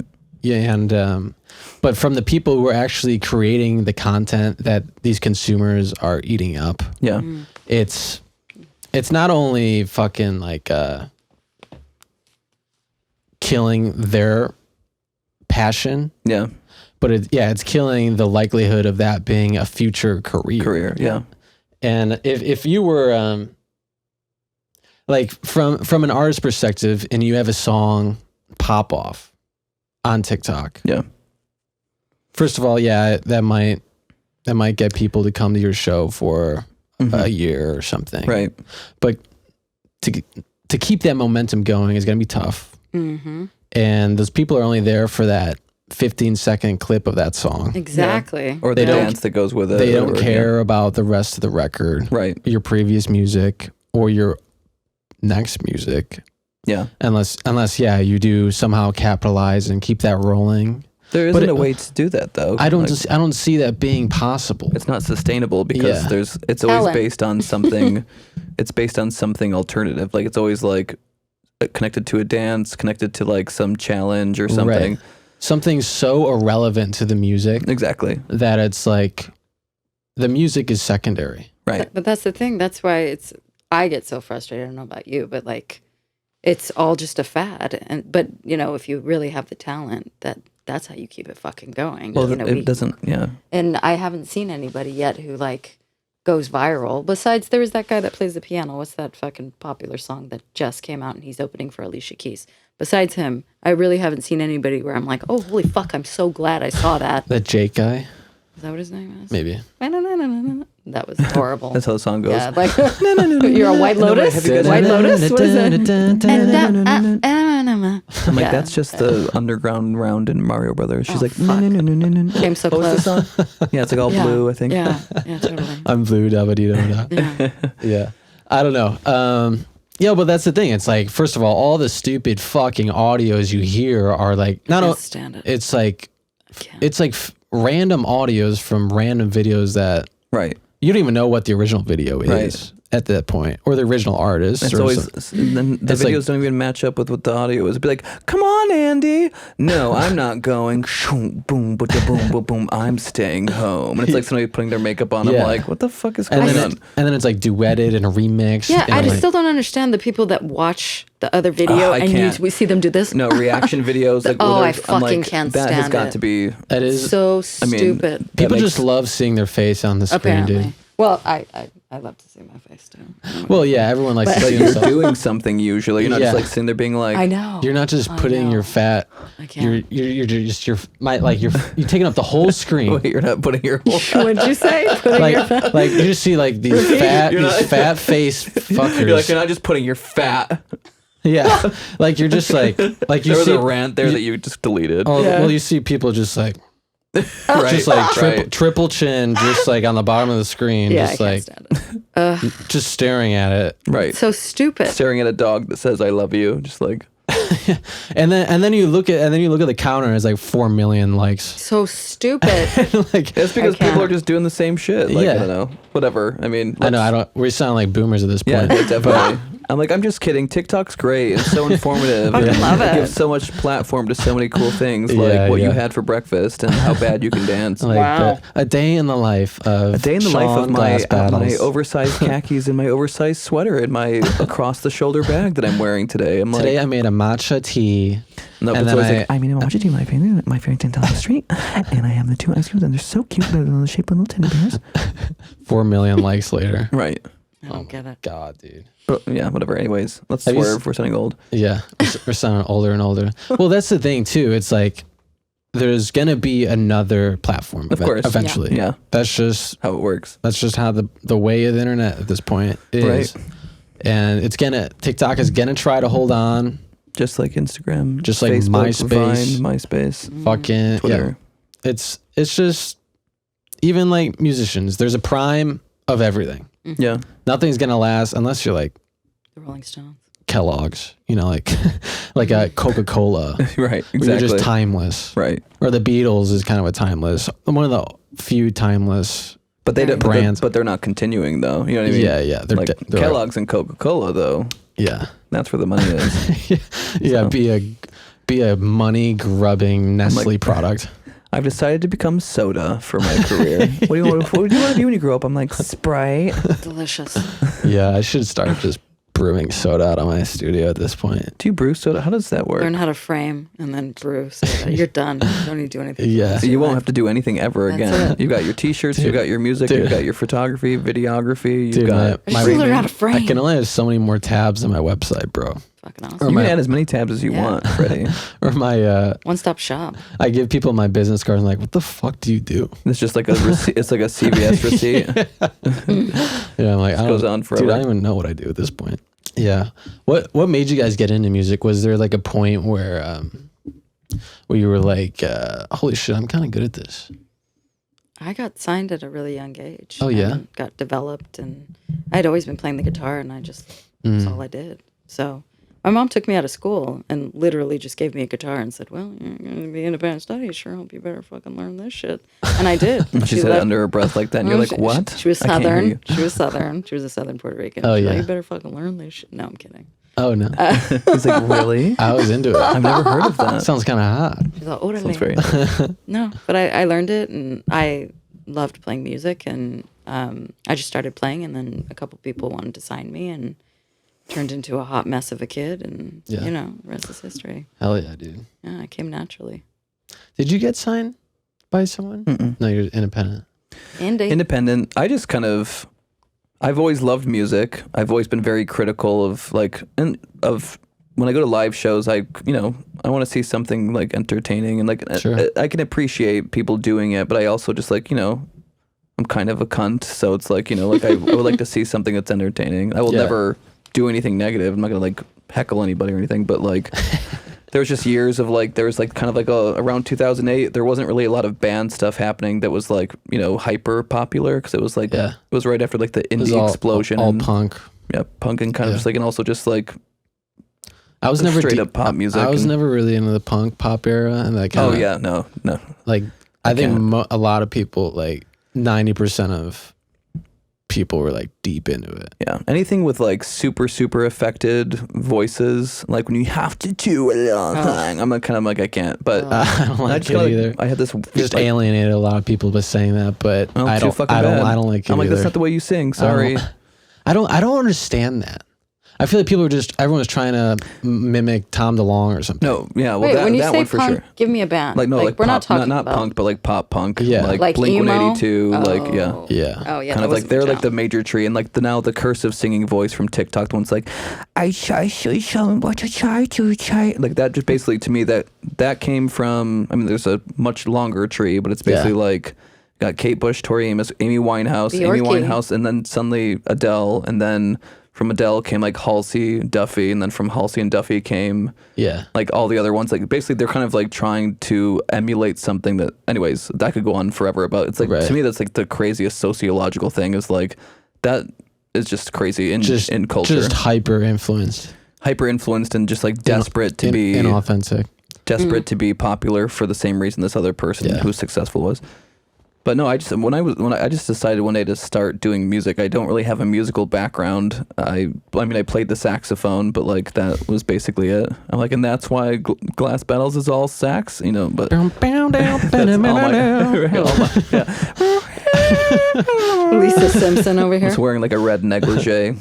Yeah. Anyways, but no, I remember I was at work. I worked at the salon at one point, and I was at the front desk with my friend Christy, who I worked with, and I just turned to her and I was just kind of like, I think I'm gonna start a band today. And she was like, okay, Sean, because like she had known me for years too, and like LA's just, to be a creative is very, so many people are start and stop, and if you're not doing something all the time, they assume that you like just decided not to do it anymore. Yeah. And I just like went on Craigslist and I posted an ad that was like, I'm like looking for a daddy top, and I'm kidding, no. I posted this ad that was like, my favorite bands, and I was like, I don't really have a background. I'm like, I don't really have any experience, but like whatever. And Tanya had an ad up like that was almost identical to me.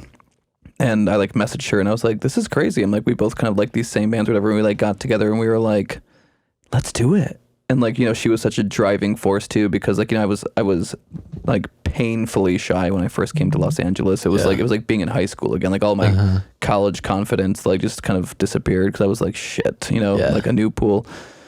And I remember we called this studio because I was like, well, what do we do? And she's like, well, we can't really record anything until we have musicians. And I'm like, okay. And I was like, what would we even record? I'm like, because we don't, I was like, never even written a song in my life. And then like we called this studio. I was like, let's record, Babies on Fire by Brian Eno.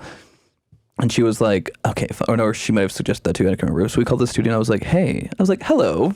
I'm like, I would like to record a song here today. And they were like, we don't have any time today. And I'm like, that's fine. I'm like, when do you? And they're like, how many people in the band? And I was like, there's 2 vocalists who will be recording Babies on Fire by Brian Eno.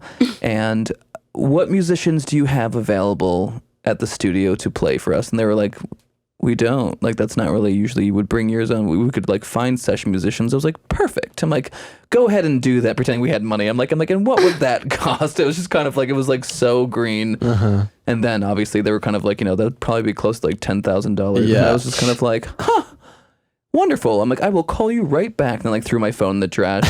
But and then I just kind of, we found this guy on Craigslist who had the production program Reason on like a CD. And just a pirated version of it. Yeah, and I just taught myself the production program, and then we just kept posting ads, and we had like a lot of auditions for musicians, and for whatever reason it just worked. And then once the band was together, we had like a bunch of rehearsals, and then like after our second show, we like won this national competition for like band of the year, and like we ended up playing at Grauman's Chinese Theater, and it was like this kind of like this big, and then we did South by Southwest that year and stuff too, and it was like, and then from there, it basically just kind of like is a different, like bouncing around, like ebbing and flowing. But like mine was just sort of like, I want to do music, which sounds like, whatever. But I didn't realize how obsessed I am with music until I started like producing it. And I was like, oh shit. I was like, I think about these details all the time when I'm listening. It's kind of my little, whatever. Yeah, dude. Well, I think that's the cool thing about, the industry is oversaturated because anyone can teach himself how to produce now. It used to be like you needed to go to a studio because that was the only place you could put shit on tape. Yeah. Someone who knew how to fucking work a tape machine and a console and mix, master. And it's like, dude, you can just throw it in some fucking plug-in. For sure. And it'll master it for you these days. Yeah. A lot of the production programs too have sort of, what do you call it? You can put in the chord progression and like the mood of the song, and it literally just maps out an entire song. That's something I refuse to do. I will be stuck in my fucking ways forever, just writing in every note. I'm like on like Logic 9 from like a billion years ago. And I'm just kind of like, I'm trying to find the note. I'm like, well, dude, I'm in the same boat. Like I'm not into the MIDI shit really at all. And for drums, I program drums, but like, it's just boring. Yeah. I just hate being in the software doing all this arranging stuff. I just like and then I fell in love with fucking synthesizers and shit. I'm like, dude, I just had to like cut some. I like twisting, twisting little nips. Who doesn't? I like twisting. Don't we all? We're all in the same boat on that one.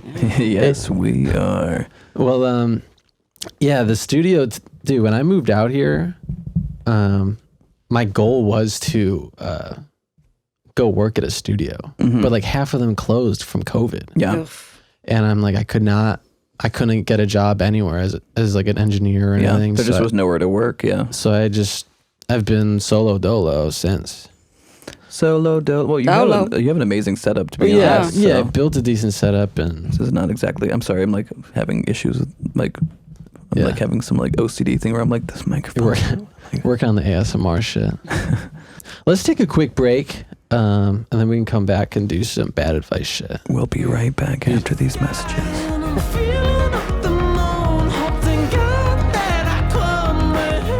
So I've been seeing this girl for the past 3 months. We meet up at least weekly. There is sex involved, and we text throughout the day when not together. I stopped talking to or seeing other women because, frankly, I don't need to. She fulfills all of my needs. Over the weekend, she went out with her friends and casually mentioned the next day that she slept with some guy from the bar. She said it in a matter-of-fact way, which threw me off. I tried to play it cool and asked her, how many other guys are you sleeping with? And she said, not sure, maybe 5 to 6. It crushed me. I felt we had something going. Talked about meeting each other's friend groups, but now I wonder if she says the same things to all the other guys. I don't know how I feel about it. I understand that exclusivity should be agreed upon, but having a roster of almost 10 guys at the same time sounds exhausting. Do you guys stop sleeping with other people once you've seen one person a few times? Do you explicitly discuss exclusivity? Just trying not to make the same mistake twice. Oh, I feel his pain.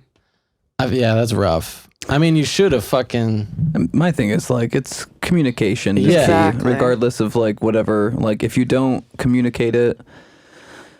I mean, assuming... Especially when you're getting to know somebody, like, you know, you can't assume anything. Yeah. And that's why you get to know each other by talking. You know, you have to be like, you know, what... And obviously, it's across the board kind of unsexy to be like, what are we? You know, but like there's a certain point though where like, and now everyone's like poly or something now too. Yeah. Oh, which I'm just like, which is, it's another title. I'm like, sure, that's a thing, definitely. I think that's just non-committal fear of commitment. Yeah. But whatever, monogamy is a construct or whatever. But I just feel like I mean, no matter what you're into or whatever your predilections are, communication, you have to. And honestly, like if I was seeing somebody for a while and I didn't know that, like, you know, that's sort of on you in a way, unfortunately. Yeah. 100%. Yeah, dude. That's kind of, I mean, it's just kind of slimy from her perspective too, though. Oh yeah, it sucks for sure. It's also the level of maturity. Like, you know, yeah, you're afraid to actually hear the answer, so that's why you don't communicate. And it sounds like that many people, that must be all you're doing is fucking, dude. She's getting her hoe on. Yeah. You know? It's just a party. There's just no hobbies or fucking, you know. Right.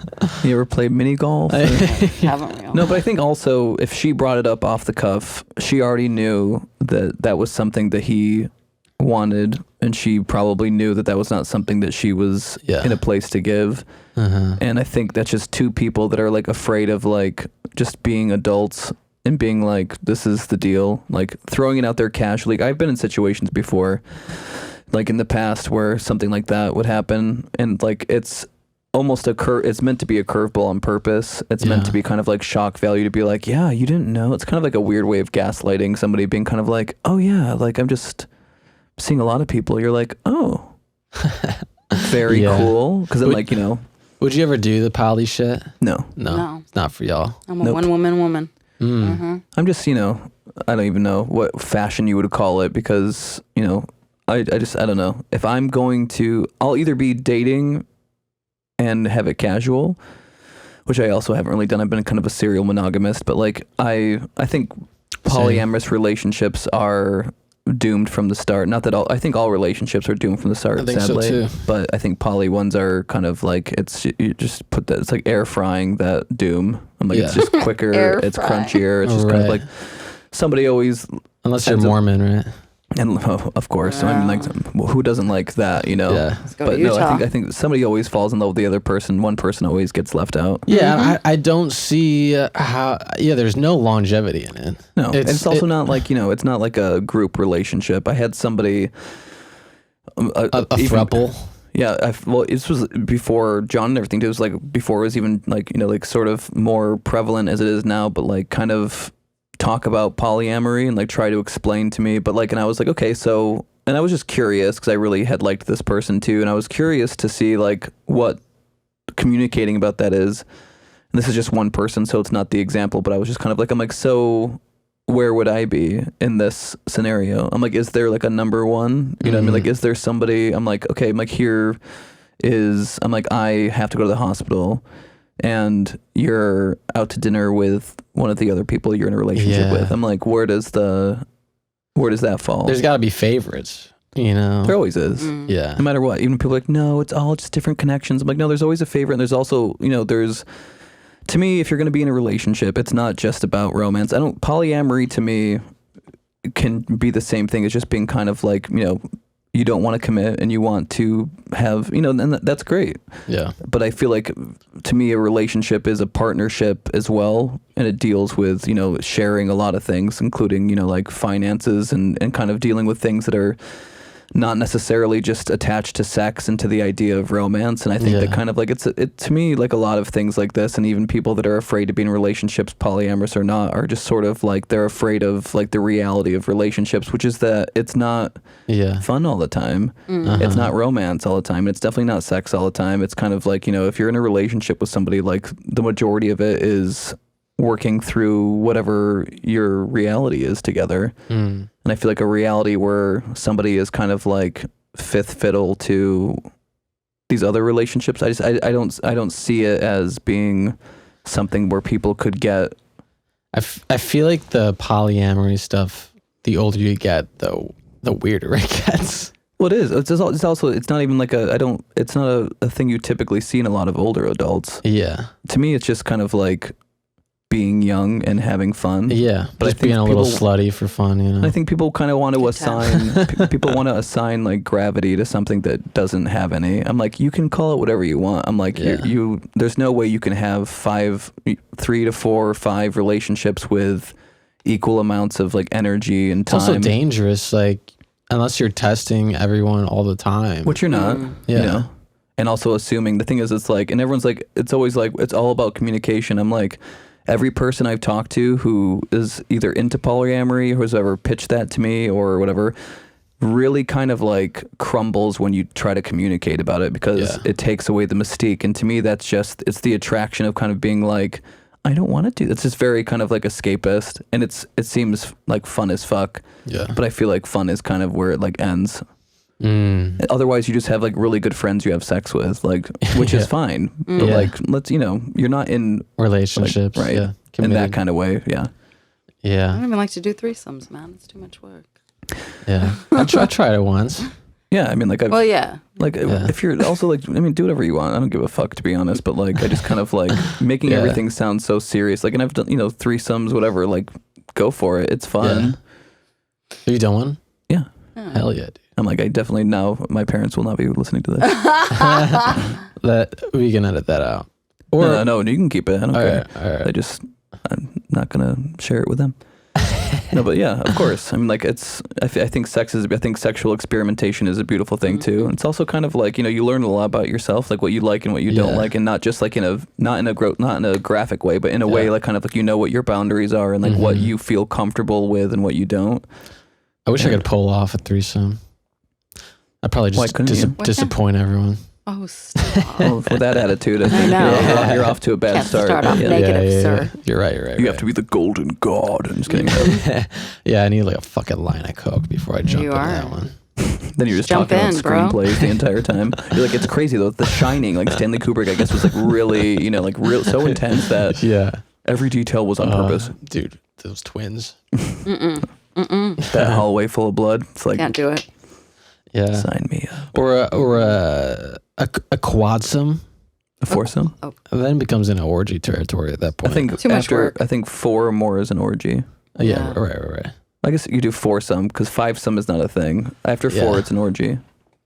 Yeah, is that defined that way? Is that canon? Sex canon? I feel like it's kind of like canon? Sex canon. That's what I want. That's what you'd be launched into the moon with. That's my next band name, dude. Sex canon. Yeah. Mine will be quadsome. The quadsome. Quadsome and jetsome. The 2 eels from the Little Mermaid. The quad gang. Quadsome, jetsome. All right. Well, yeah. This poor fella just needs to fucking talk to his chicks. Or just move Communicado. Yeah, definitely move on from this gal. She can't be saved. She can't be saved. But also just like not for you. Clearly. Exactly. I'm like, you're not going to change her. You're not going to fix her. Yeah. She doesn't need to be fixed. She doesn't need to be changed. It's just not compatible. Yeah. Poor guy. poor guy, but also like, move he's young. on. Like, He's, at least you figure that out. Yeah. Now and like not months into a relationship. Right. It happens. You learn. It's all lessons, man. All right, let's see what else we got here. Here, this is a quick one. I just put this in here because this is funny. You're like poop or pee? Yeah, I'm definitely a poo guy. Poo kind of guy. I'm 14. Is that too young to go to Hooters? No, get some chicken wings. The chicken wings are amazing. Are you kidding me? No. Oh, okay. I'm like just unanimous. No. 100%. Ask your parents. You're 14. Oh. Yeah, you're definitely going with your parents at that point. Yeah, seriously. So whatever. It's a restaurant. It's not like just don't stare at the tits too long, dude. Like, no. Don't stare at the tits too long. Too long. Let's see here. I'm craving wings now. God damn it. Seriously. I'm craving Hooters. Craving that fettuccine in the fridge, eh? Yumsies. Fettuccine in the fridge. It's some wet ass pussy. You could put it in my mouth. Sorry. These are just sound bites you can use. I have to. Filling in the empty space. I'm making the E-Bombs World soundbite track. Okay, let's see here. Is it wrong to tell my roommate his girlfriend needs to start paying rent? Not at all. We live in a house and there's 5 of us. One roommate got a girlfriend about 3 months ago, and pretty much since then she hasn't left and is here every day. She now has taken over one of the bathrooms and it's pretty much hers now. She showers here and also does her own laundry here. Oh, shit. And on top of this, he's been letting her get groceries and put them on the fridge that we already have barely any room for, since we all have our own food and eat a lot. She definitely. Every one of us dislikes her. She's been snobby and rude since we ever met her, and none of us approve of her. How do the other 4 of us go about this? Because we're getting sick. I would just go to your friend and I would say, what the fuck, dude? Go to your friend and just be like, you have a choice. You can move out with her and get your own place, or you can both pay rent. He said it. Period. Yeah, dude.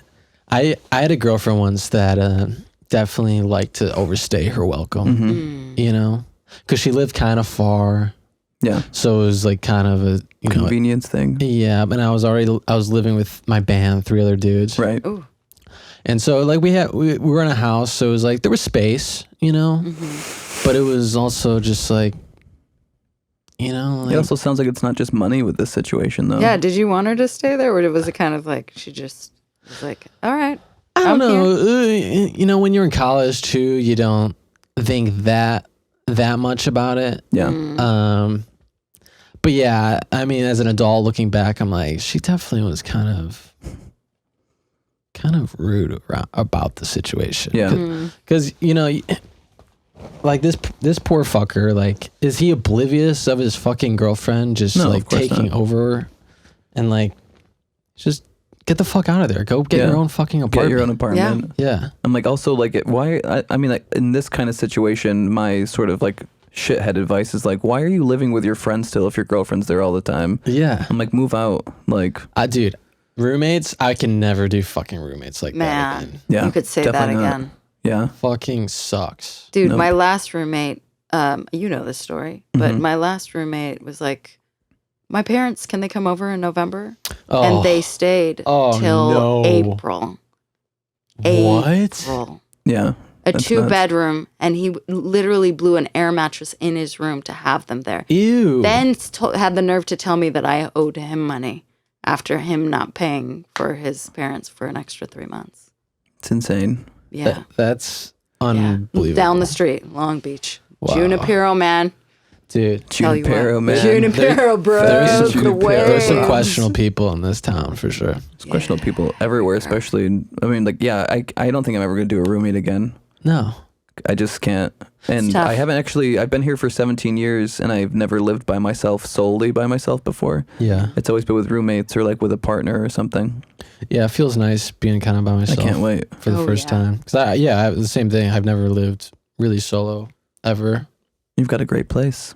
You do. Thank you. For those who can't see off camera, he has a great place.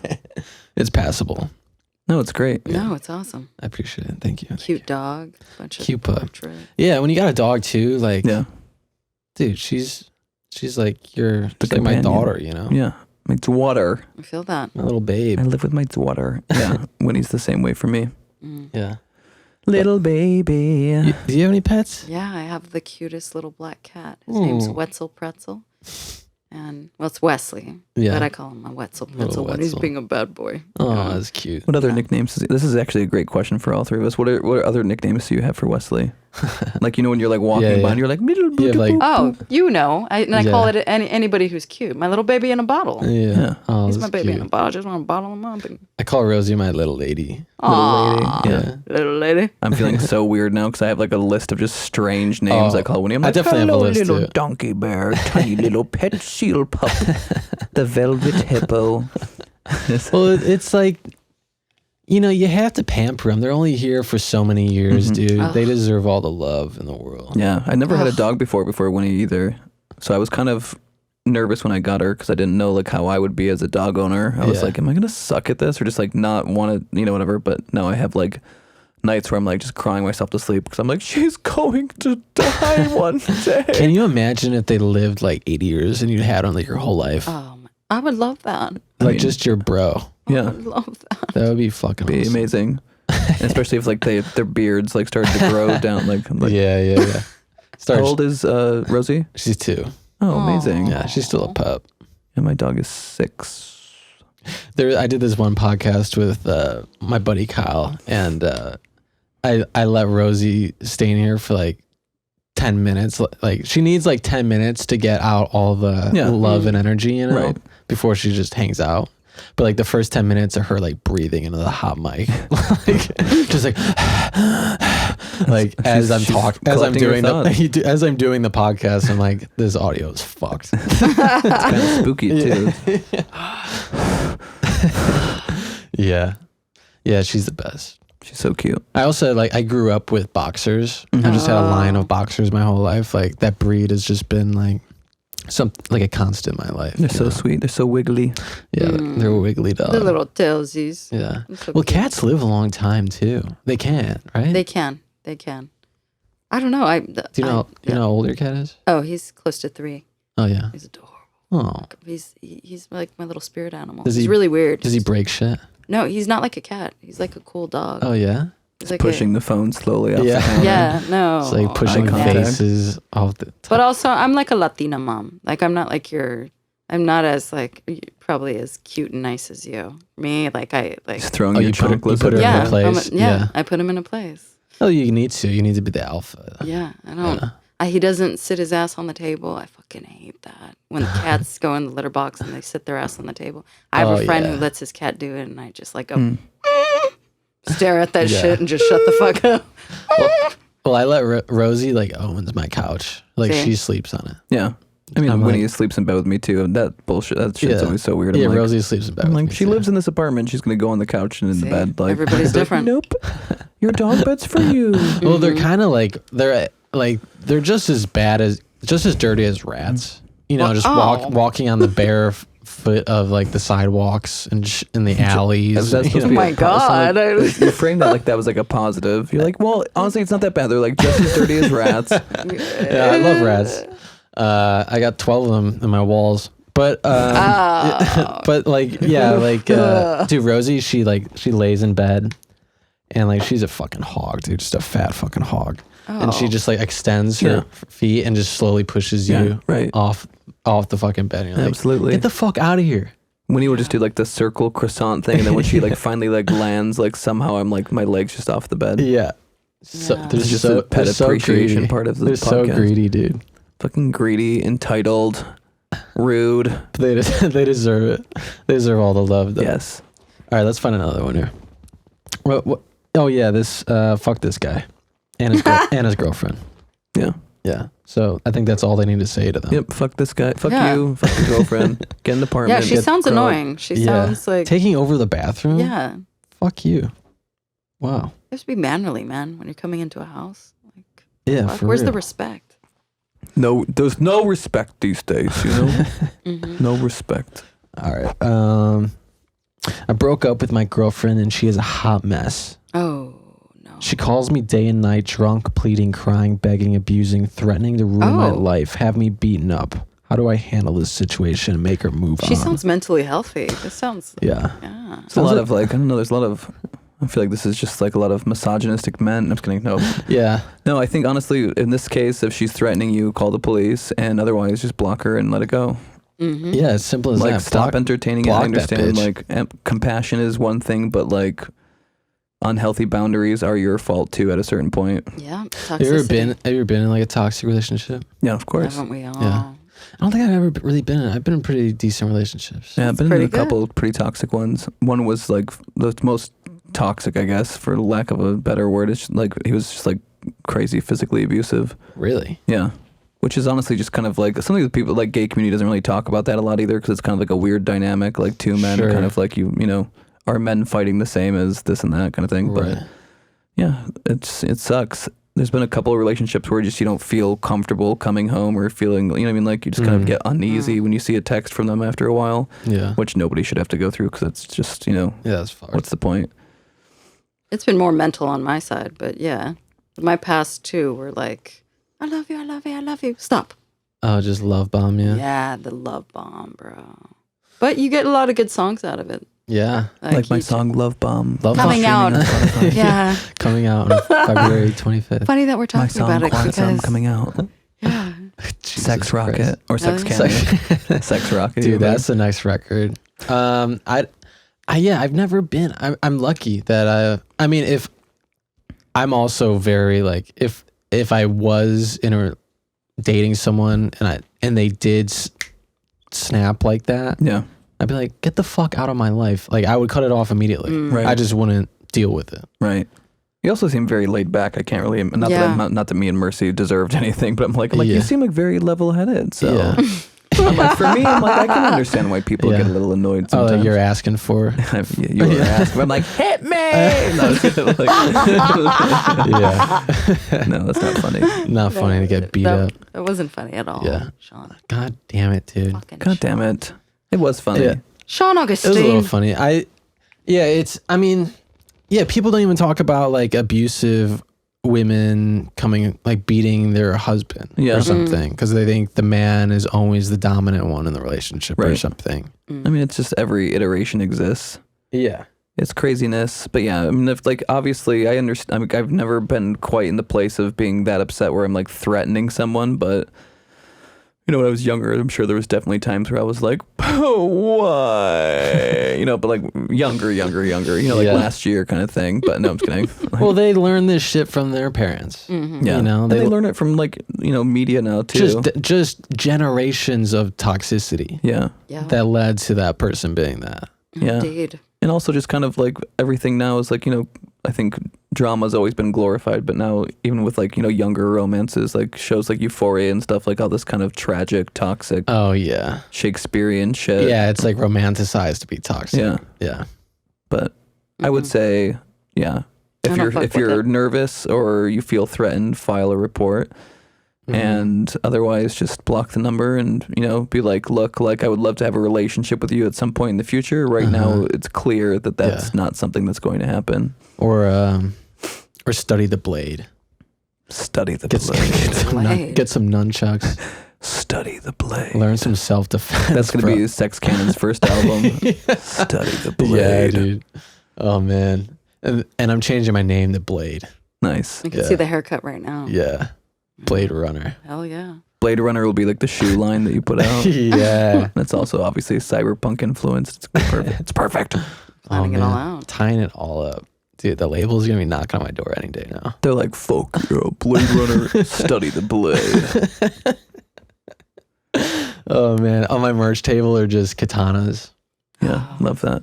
I'm loving all this. Yeah. And then just like models of like the Mortal Kombat character katana. Oh, yeah. I mean, write this down. Mm-hmm.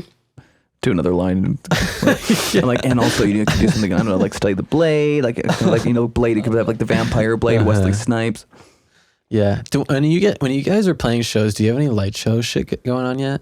Like, are you programming any of that stuff? Sometimes I have like a bunch of like, it's pretty like rudimentary shit, but it's like kind of like you can program them, but they also are like, they're also sound sensitive too, so like they can either like change colors and shit. But I usually buy what I can, and there's even a lighting guy that I've brought on or hired a couple times for smaller shows, especially for venues that like don't have lighting and stuff. Because I don't know. Right. I want to keep it interesting for people. I can't assume that they're just gonna be like, "This is wonderful," just looking at him. But, yeah.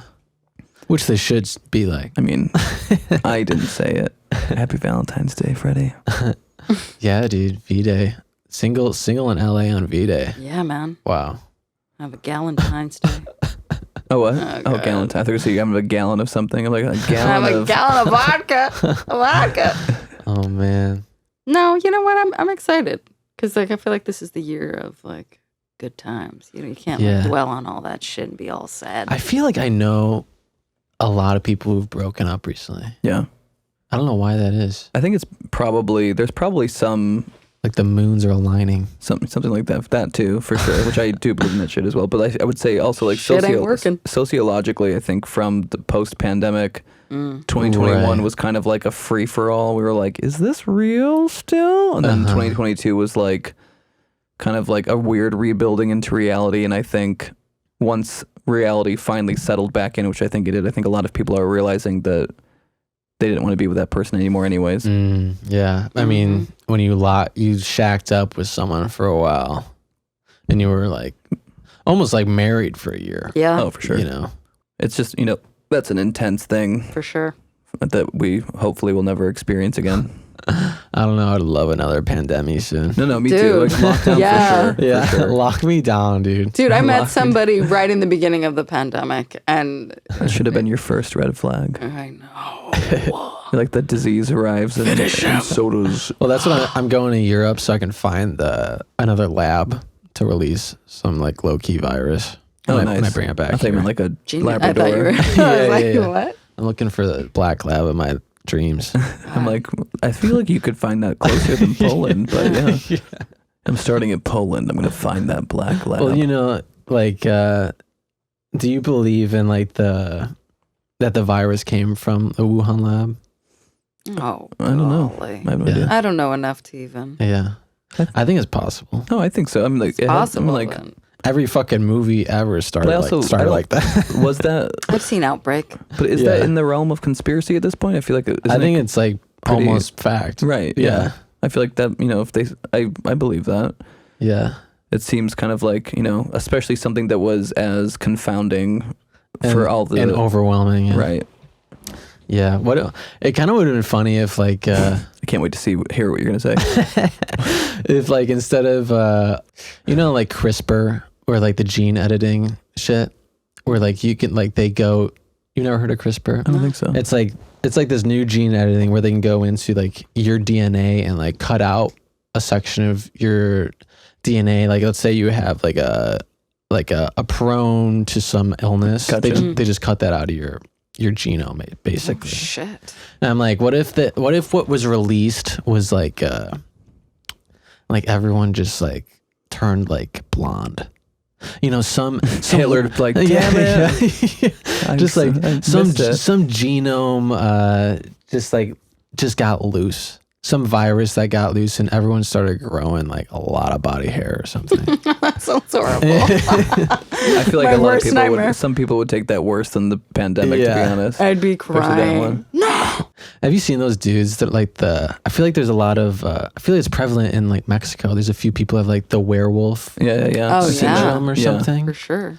That would be kind of a traumatic. Or the ones that are like the people that are living with, I think it's one of the papilloma viruses, but it looks like they have like tree bark all over their body. Yeah, dude. That shit's fucking weird. Yeah. That would be terrible. Or that would be terrible. That would be terrible. Well, yeah, it would. Like there's that one dude in India who like his balls are like the size of a bouncy gym. I'm like, wow, okay. That was in India? I'm like, I'm going to go to my birthday party. This guy. Daddy got me a bouncy house. This guy. Yeah. Yeah, or like, you see that South Park where they all get testicular cancer and they're all bouncing around on their balls. Oh, yeah. Yeah. That's what I'm imagining. You're like, that's what I want to do in Poland. That's yeah. Well, that's what I was imagining the next pandemic. Like some quirky little virus gets out of there. Nothing quirkier than testicular cancer. That's funny. That's good stuff. That's funny. That's quirky. No. It's like the Zoe Deschanel of diseases. It's quirky. Yeah, dude. Yeah. Or like a cheat code in GTA where everyone is like 3 feet tall or something. Yeah. Okay. Everyone just like starts shrinking. That'd be hilarious. I would love that because I would just be such a weird. I'd be even weirder because I'm already weirding. I do like weird little voices. I'd be like just like a little gnome just running around, like just like wow. I'd be like a 1.5 feet tall. I'd wear like a little hat. Yeah, like just a little garden gnome. Like little jingling bells on my shoes. What a baby in a bottle. That's so cute. That's the next tour. The next tour fit. I can see it. I mean, I'd do it. Jingling bells on my shoes and a little elf hat. Mm-hmm. Shirley's like, what in the fuck are you doing? I'm like, well, I'm being cool. I'm being quirky. All right, so guys, do you have like any new bops coming? I know you got a new record coming. You got some new. Oh man. Yeah, tell me about it. She doesn't say anything. She's like, oh man, Oh man, well get ready. It's coming? Yeah, well, you know what? I actually I have a full album that's coming out. Oh yeah. And we're preparing to he's helping me out. He's been such a fucking help with the music video for my single Flip It. Sweet. And super cool. I'm just going to keep it coming. I actually have so many projects. So it's going to be Flip It and then the following single, which is Who's Winning. It's kind of like a mixture of like Radiohead meets Amy Winehouse, Little Dragon. Sweet, dude. Mm-hmm. Yeah, the song that she has out, Flip It, is kind of like the video we're doing is sort of like a Sin City kind of Tarantino black and white sort of like film noir thing. Yeah. Super cool. Does anyone get their brains blown out? So the guy gets his head chopped off. It's going to be so much fun. Hell yeah. Can't wait. With a katana. Oh, nice. Full circle. Full Kill Bill mode. Exactly. Sick, looking forward to it. What was it? Study the blade. Study the fucking blade. Hashtag study the blade. What about you, Sean? You got... Yeah, I have 3 music videos coming out. One for 2 of them. My singles Violetta and Darling came out last year, and those videos are finally in production still. But in the meantime, I have a new single coming out. Are you working with anyone on these videos, or is all just all me? Yeah, sweet. Just all green screen and 3D animation and stuff. Nice, dude. It's cool. It's kind of like I'm building this whole city because the album's called Nights in Siberia, and so like every video is going to be sort of kind of like woven into this like sort of dystopian cyberpunk city. What's the program you're animating in? Cinema 4D. And Blender sometimes. Yeah. Blender it's quicker to render, but Cinema 4D has just better quality. Yeah, Blender is like a lot of people are deep into that world these days. Yeah, I think it's because Blender is open source still; it's free. So yeah, I want to check that shit out. Cinema 4D is not, but the results are just kind of like just much more refined looking. Dude, you know what I really want to? The new Unreal Engine. Oh yeah, that looks sick. That's insane. If I could, I mean, like I don't have a computer that could even process that, but like it's insane. It's crazy. It just looks like reality. And yeah, but no, I have a new single coming out in when is this podcast coming out? I'm like trying to gauge whether or not I can talk about it. I don't know. Probably not for a couple of weeks. Okay, cool. Yeah, well I have a new single coming out called Deliberate. It's coming out in March, and it's sort of like a disco Jessie Ware meets Lady Gaga type of track. It's a little bit of a deviation. I was going to put out another track that was a little bit more industrial rock, kind of a little bit harder and angrier, but this one's the weather's nice. People are having Aperol spritzes, watching the White Lotus. But it's actually it's a really cool song. I'm really proud of it. I just finished the artwork last night actually, so I'm excited. Hell yeah, dude. Love that for you guys. Well, we got Mercy Collazo and Shawnee Boy of Glass Battles. Thanks for coming in, fellas. Yeah. Thank you so much for having us. Had a good time chatting with y'all. It's great. Indeed. All right. Blade Runner. Study the blade. Study the fucking blade. Sex cannon. All right. Peace out, y'all.